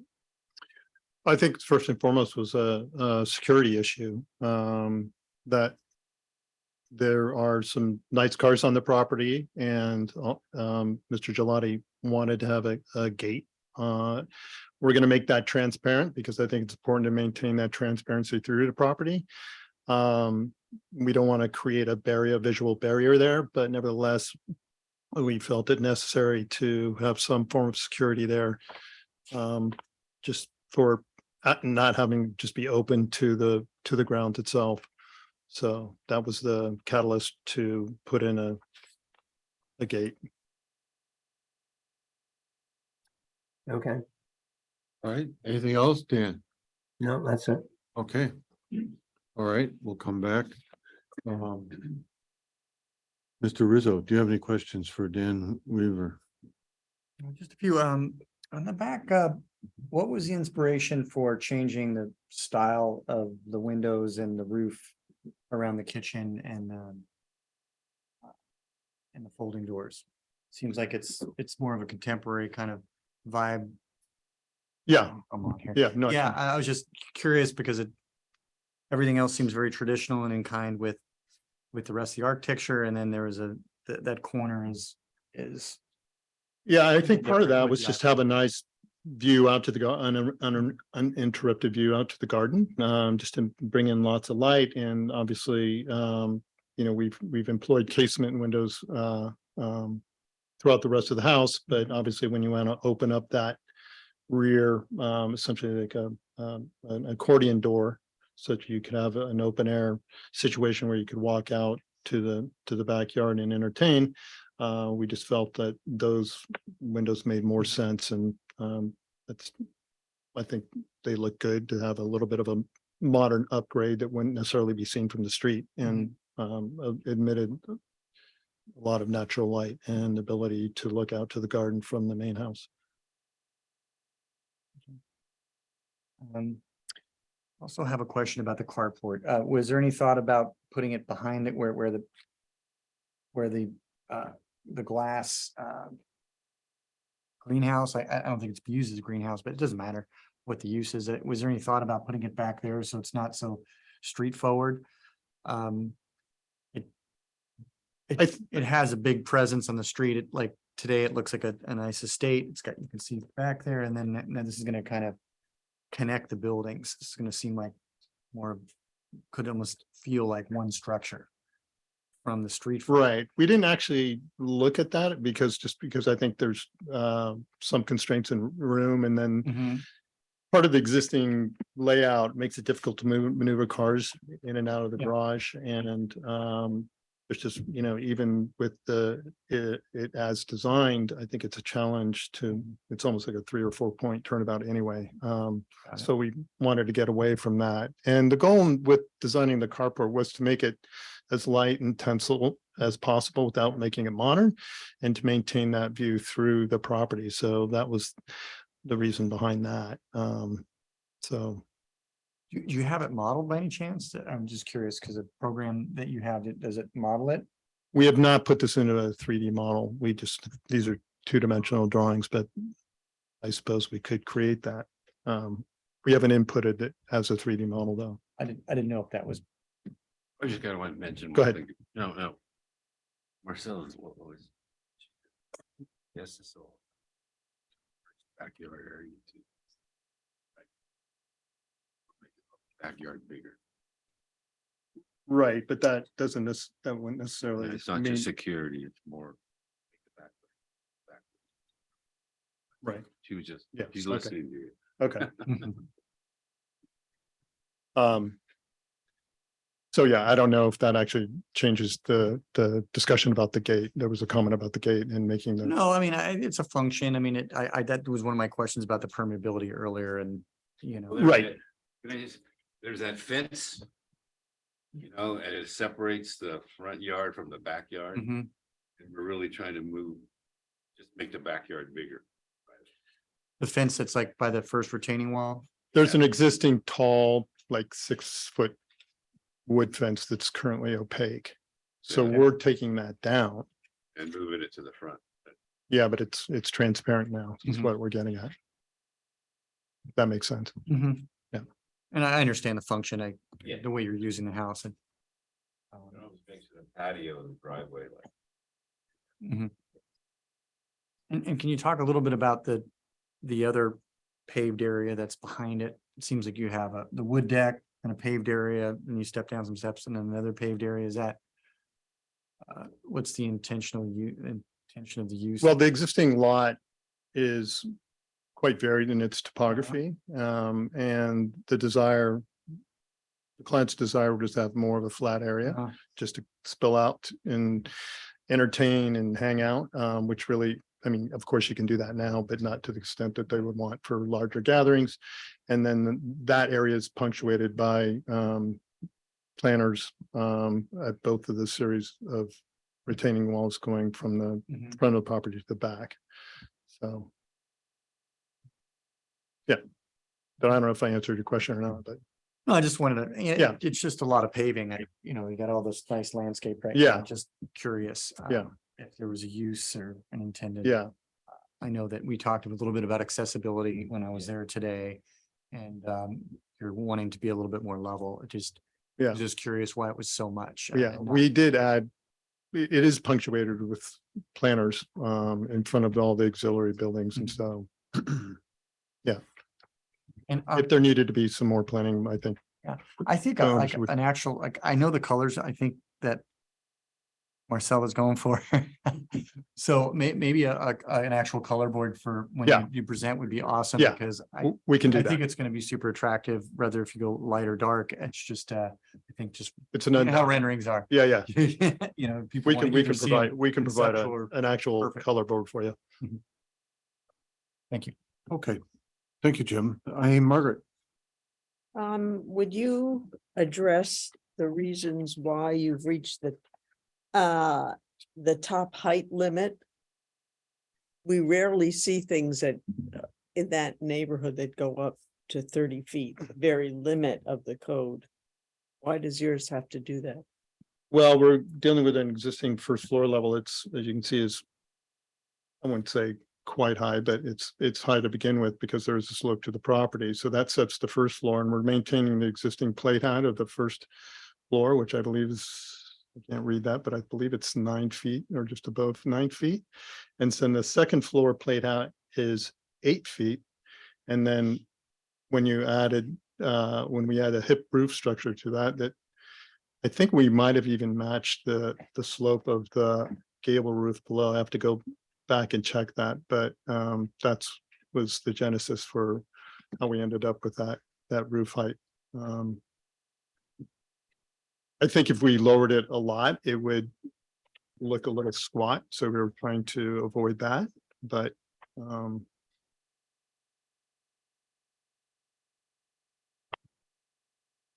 I toured the neighborhood, I toured the site. I think it will be the tallest building around.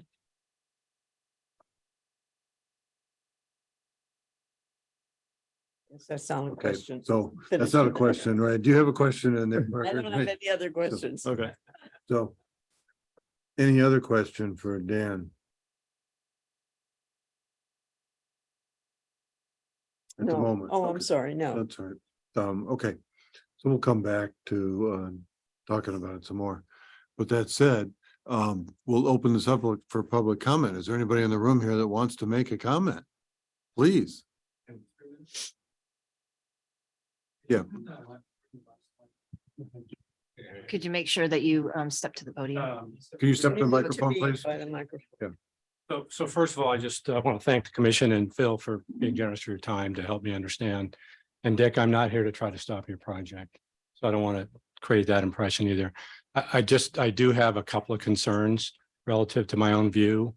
I live on the property that is behind the house. We share a fence in the back. Right. So I think that it will affect both my privacy and the views I have currently. So I'm just hoping we can at some point have a discussion about what we might be able to do to mitigate some of that. And if you could bring that last slide back up.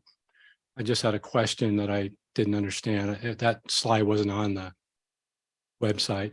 Is that a deck on the top left in the on the house there? No, that's gable roofs on the front, back, and then the roof on the second story.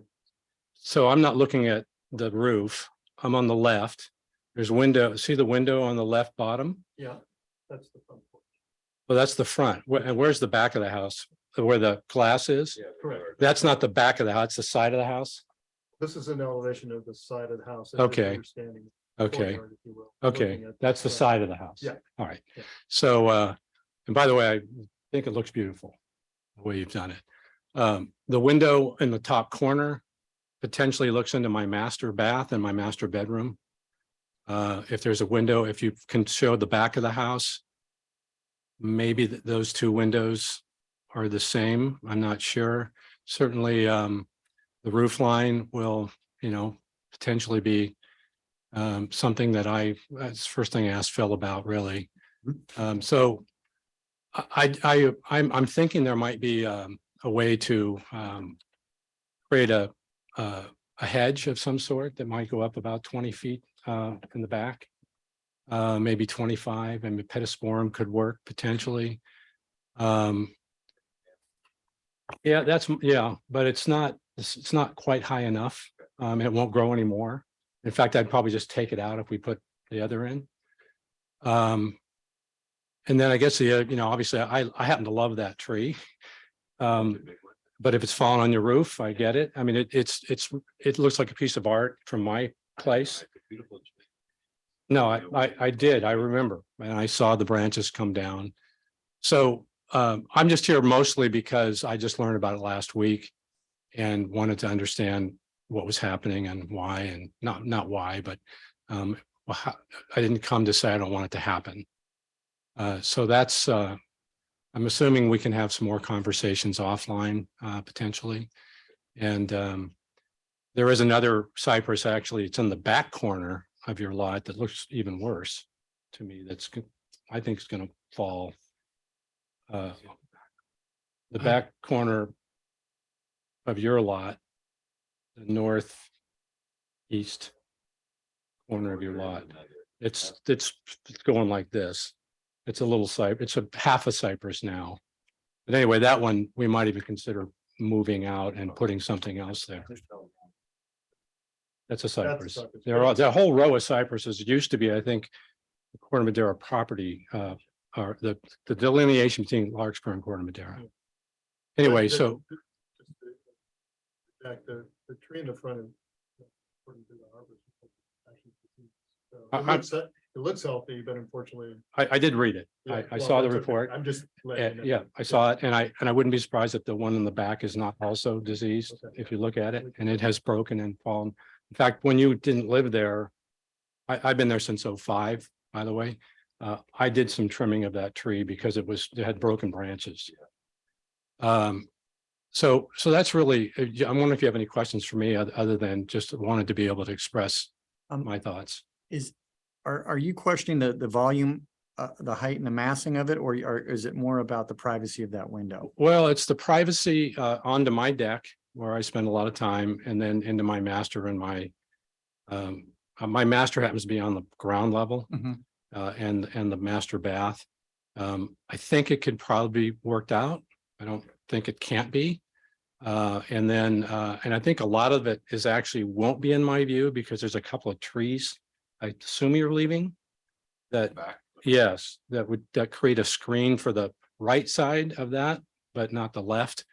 And so, I think there's something that could be done there. The fact is I happen to have a 2-story house. It's 2 small rooms that I don't tend to use. It's a guest room for when I have a guest, and it's on the front, not the side that you are on. But it's really my bedroom and deck and master bath that and actually dining room. So just the back of my house. Thank you. Appreciate it. Thank you. All right. What was your name? And what was your address? I'm at 471. Thank you. Thank you. Anyone else want to make a comment here? Okay, any hands up, Tracy?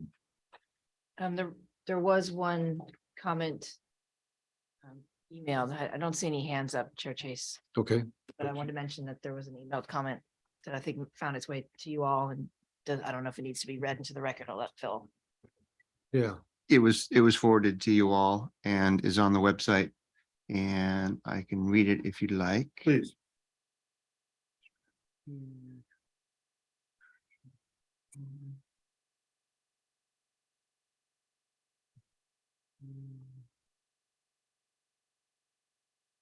I got a late correspondence. Got it. From David McPherson, sent to us on December 10th. And it says, Planner Boyle, Chair Chase, and Planning Commission. My family lives on Corte Madera Avenue up the hill from the subject property. For almost 30 years, I have admired the residential structure at 206 Baltimore Avenue. I have reviewed the current plans and specifications submitted by the applicant's architects. I have also reviewed the arborist report regarding the Monterey pine that has passed its safe and useful life. Without reservation, we support the application and the tasteful manner in which the renovation creates more living area without enlarging the footprint. And more importantly, we appreciate the preservation of the historic craftsman style details. And while no one likes to see an older heritage tree removed, this particular Monterey pine clearly presents a danger to both people and property. David C. McPherson, 145 Corte Madera. From his office, 145 Corte Madera Town Center. It's the address he left. Okay, thank you. Welcome. Anything else, Tracy? No. No, Chair Chase. Okay. Mr. Weaver, I have a couple questions for you.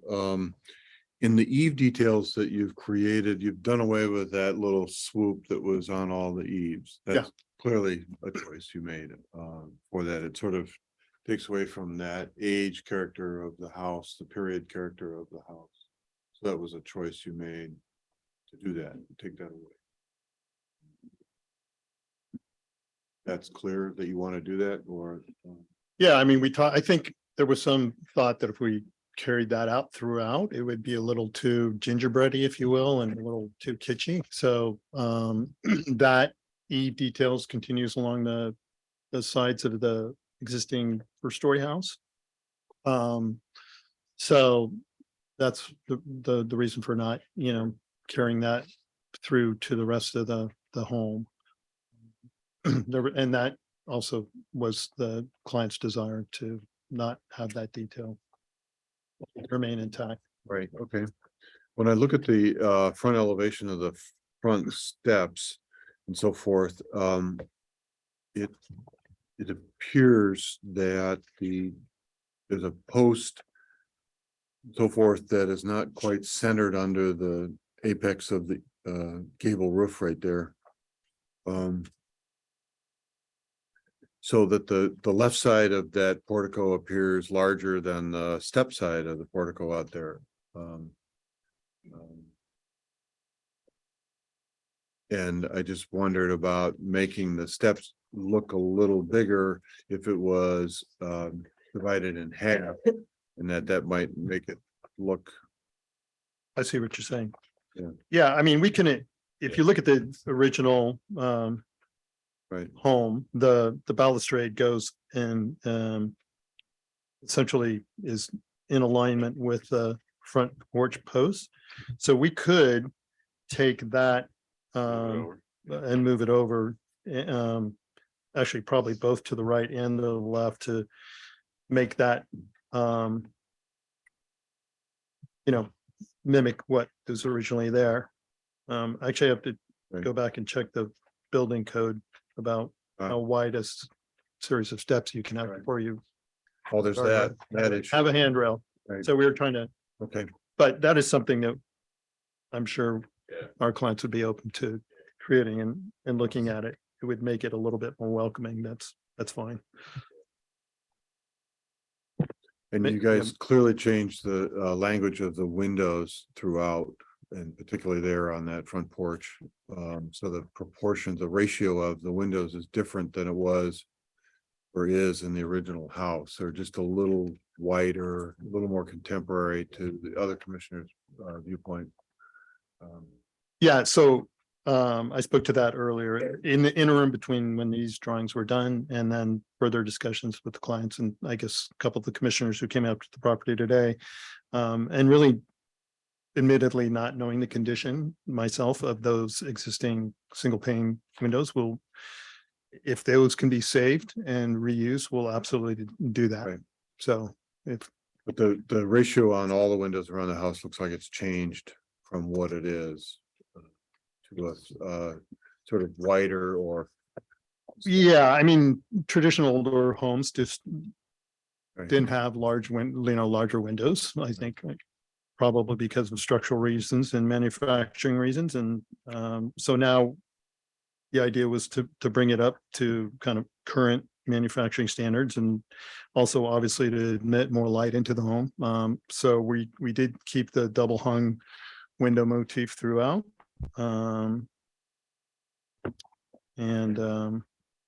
With, I don't think we're stretching any of them too wide, but Does in your notes in here, it said that you'd reached out to 204, but no response from 204 on anything. So when I stand in front of the house, I look at that really ragged cypress on 204 and wonder has there been any discussion with that neighbor about getting rid of that cypress? It's clearly been to the left. to the left. Yeah, they've hacked at the bits and it.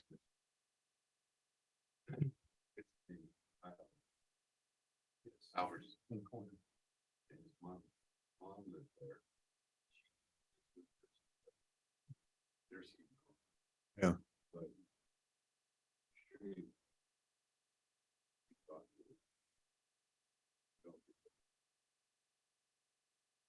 His mom just moved out of it, Yeah. and I think he's gonna rent it out. It looks like that tree has absorbed some of the brick wall that was your brick wall. That has, it's just, Burl I've ever seen. it's just it's a problematic mess right there at the street. I mean, it's terrible. He's a great patio guy. He's gonna use my patio. But it's, before you come back to us, do you guys have plans for a larger sort of outreach project for this? Well, I think we thought we did everything we were supposed to do with flyers. Get flyers. I went up and down the street. I'm behind you, so. I know. Sorry. I went up the street from my side yard. With flyer.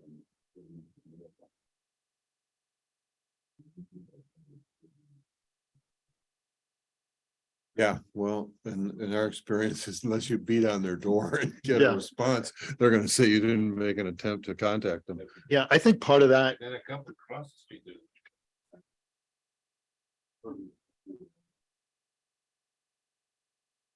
I was just gonna say, I think part of the process is Phil came to us somewhat in interim, because we made a formal planning submission, and Phil came to us and said, hey, you might think about doing some of these things, and that was at a point where we were going to reach out, but we didn't know what the modifications were going to be. Sure. So that's why we decided, I think, to keep that at bay until we had this meeting, and then subsequently we could Right. have a more formal, or as you say, beat down their door approach. Yeah, I think it was number 8 Taylor Lane that we approved and worked on a few years ago that I worry about the looming structure for them, if they had any commentary about it. Yeah, on the left, yeah. Second house up. Yeah. Yeah.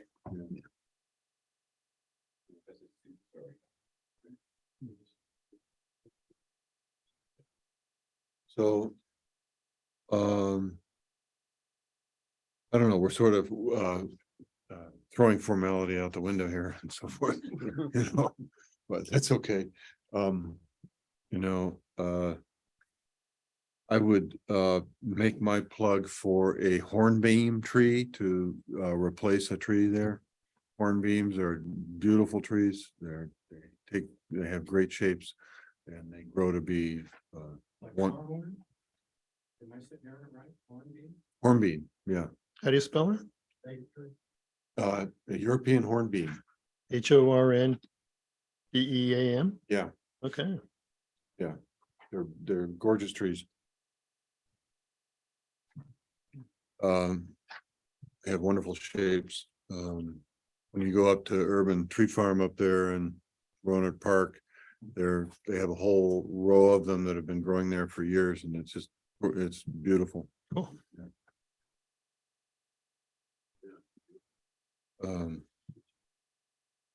So let's take it back to the other commissioners and let's get some more commentary. So Dan, do you have any more commentary for these gentlemen?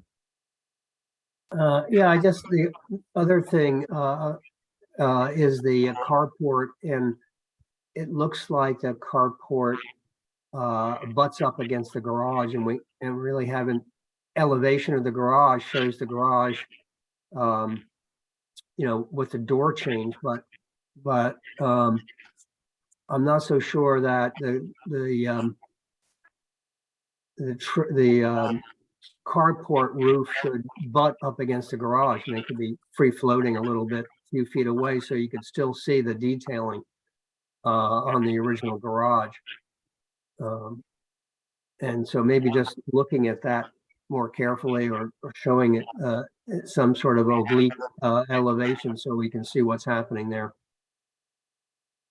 Okay, I think it might be a little bit of a challenge structurally, well.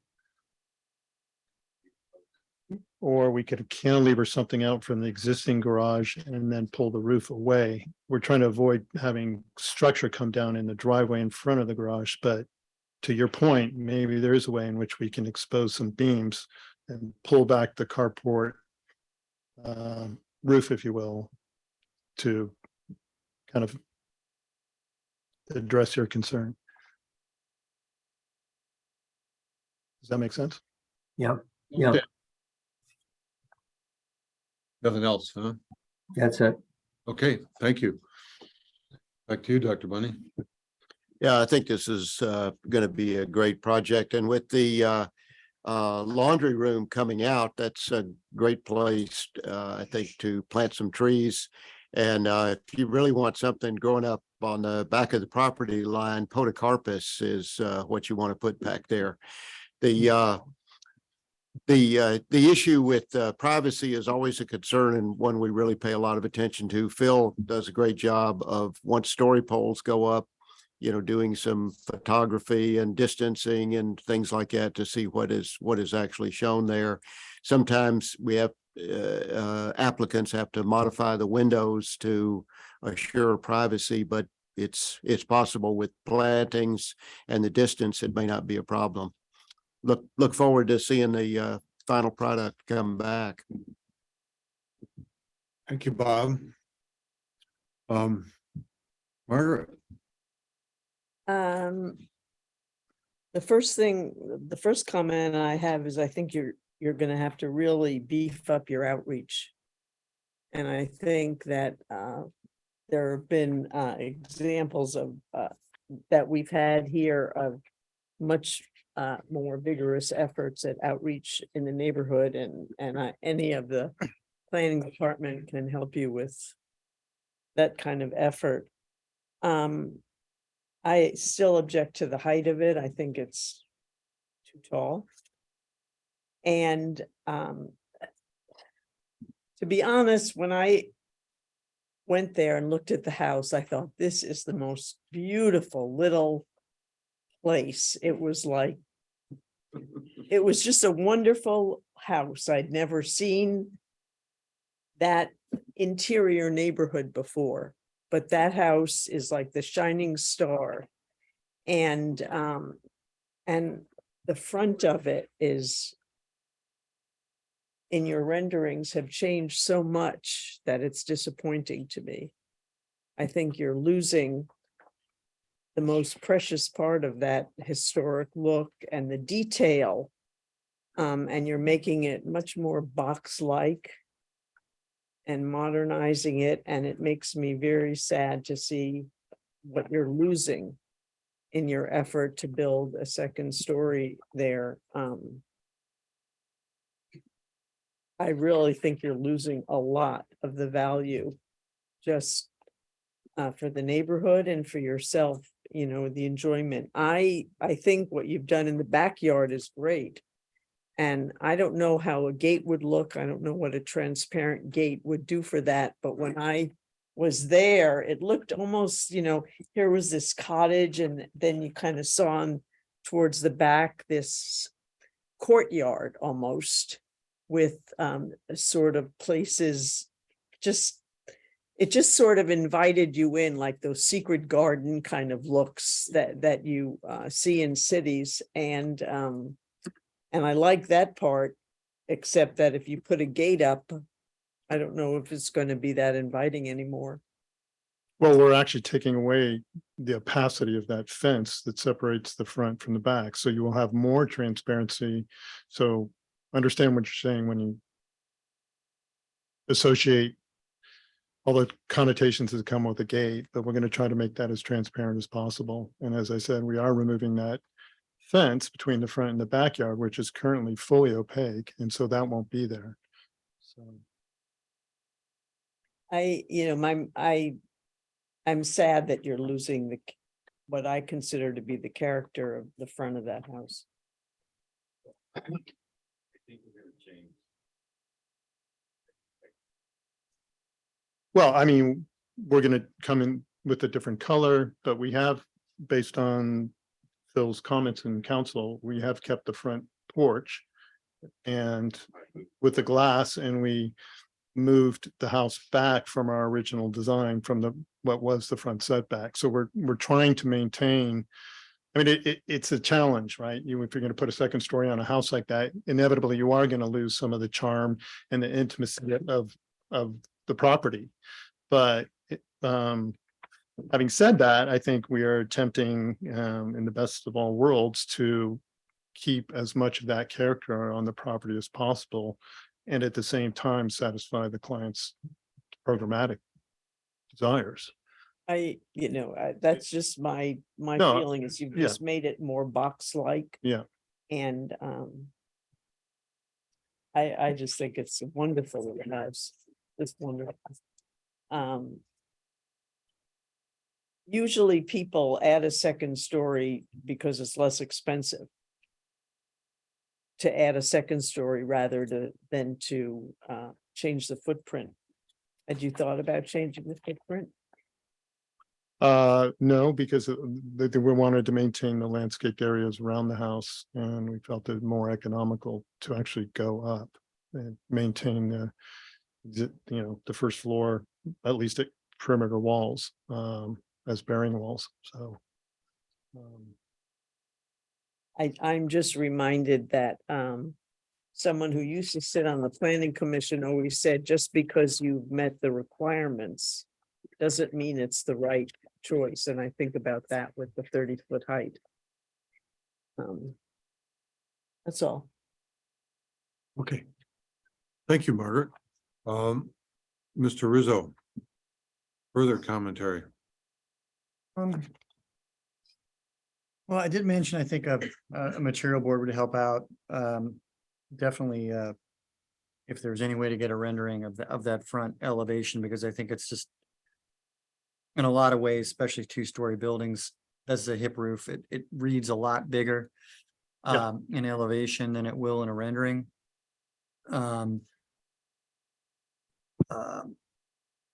Like I know it's the owner's choice on what they want to pave with. I feel like there's a lot of paving, but there's nothing in our code to prohibit that, and it's something that I think there's gonna be a lot of runoff from that property.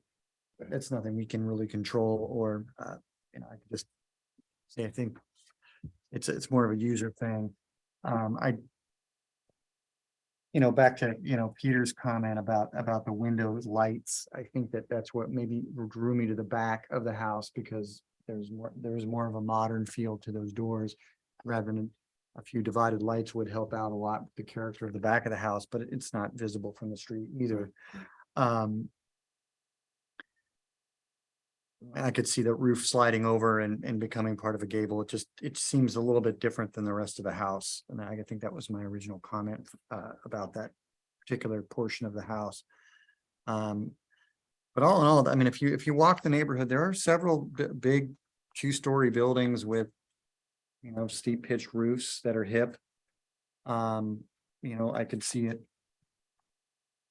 aligning with some of the developments, and this particular property is a lot bigger than a lot of the properties you could almost say they were overdeveloped in a way, because they don't have the square footage of this lot. I agree with everybody. The houses, I mean, this is one of the houses that I take pictures of every time I do a house. I mean, this is one of the houses in the neighborhood. It does have this estate feel. There's only a few properties in Corte Madera that have this feel, but I do feel like the design itself, we've got two single stories in the back and the front that break up the mass, and we're using a hip roof on the lower, the upper floor. So we're using all the architectural tools we have. Margaret, I agree with you. I mean, you could, the house is so charming on the inside.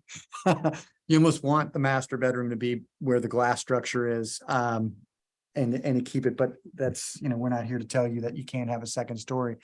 But I do feel like it does, with some of the architectural detailing, Peter commented, I mean, I love the eaves too, and Bob had commented on it as well, but the other buildings on the site don't have them. So you can almost argue that they're bringing it in kind with some of the other buildings.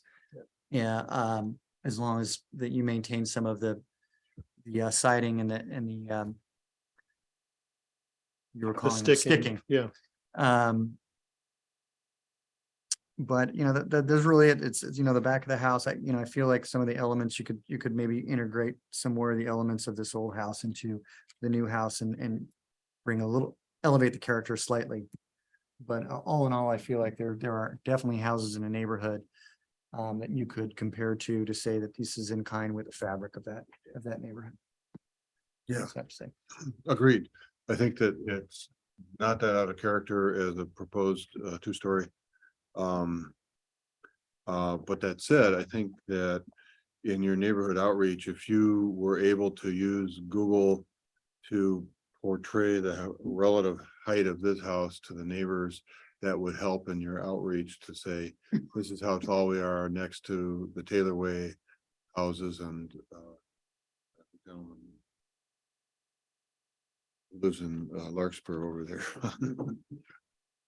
We won't talk down to Larkspur, but 471 hours in. Right.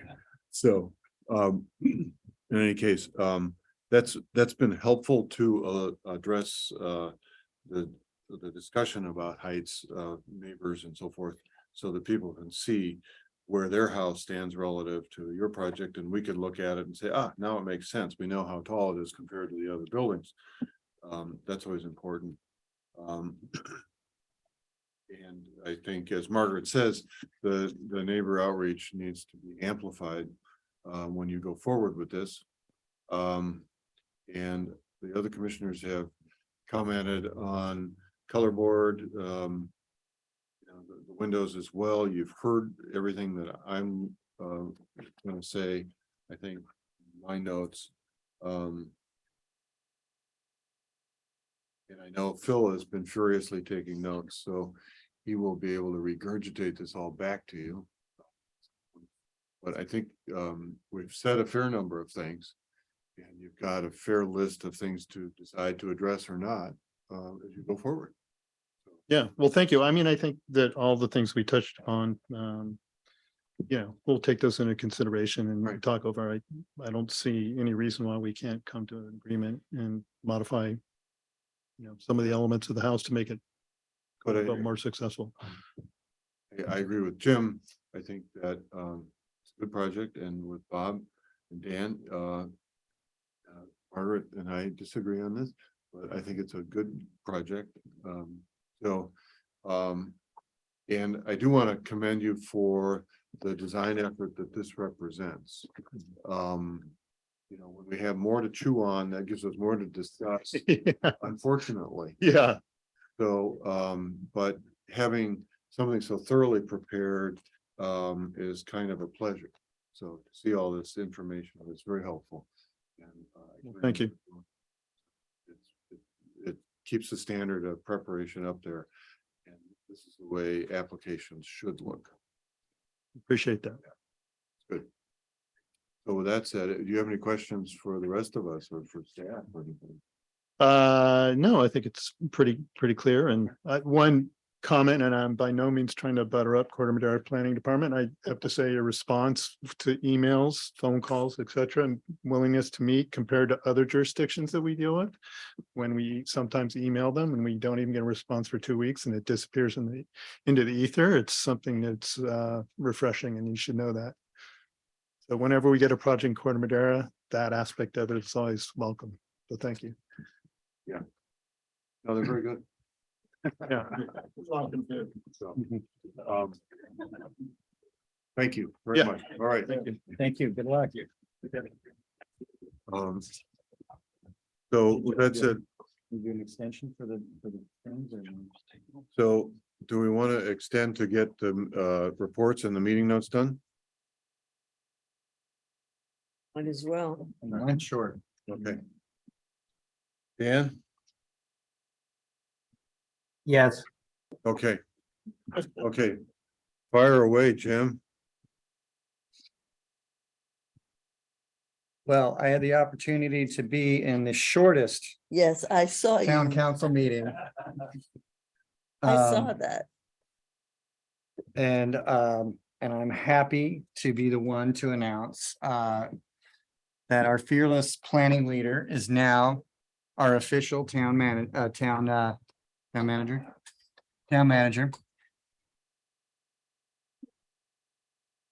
We appreciate all your hard work and I personally am so glad that someone's heading up our town with all these changes that we're implementing that has a background in planning.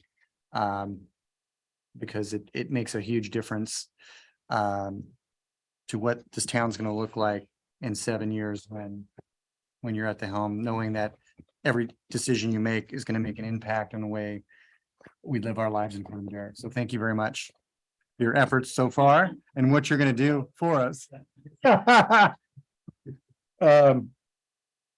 And then, of course, we had a realignment of the town council. Another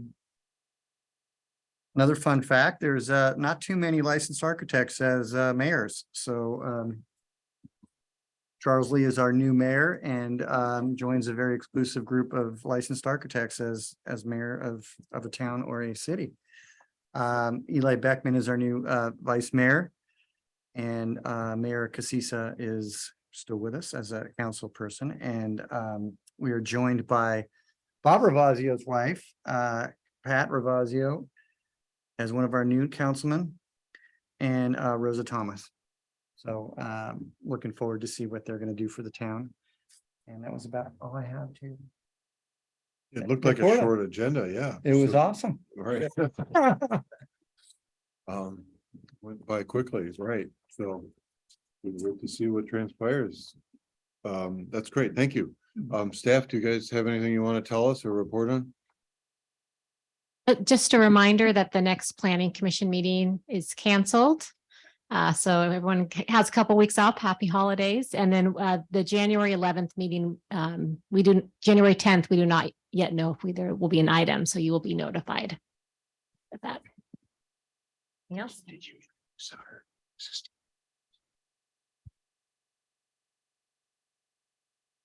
No, we have added a new member of our team. Phoebe Golden has been hired as the climate action and adaptation coordinator, which is going to be, that position is out of the town manager's office, administration office, but mostly because it touches so many different aspects of and cross-departmental work. So one of the things, for example, that she will be working on will be sort of the new building code and related to energy efficiency and outreach regarding remodels of projects. So something that may be very relevant to projects such as the one we're talking about this evening. But I think she has a background in working with climate action committees. She'll be staffing that committee, and you may see her just on projects that relate to sort of planning activities, adaptation efforts and whatnot. So just a heads up there. Yeah.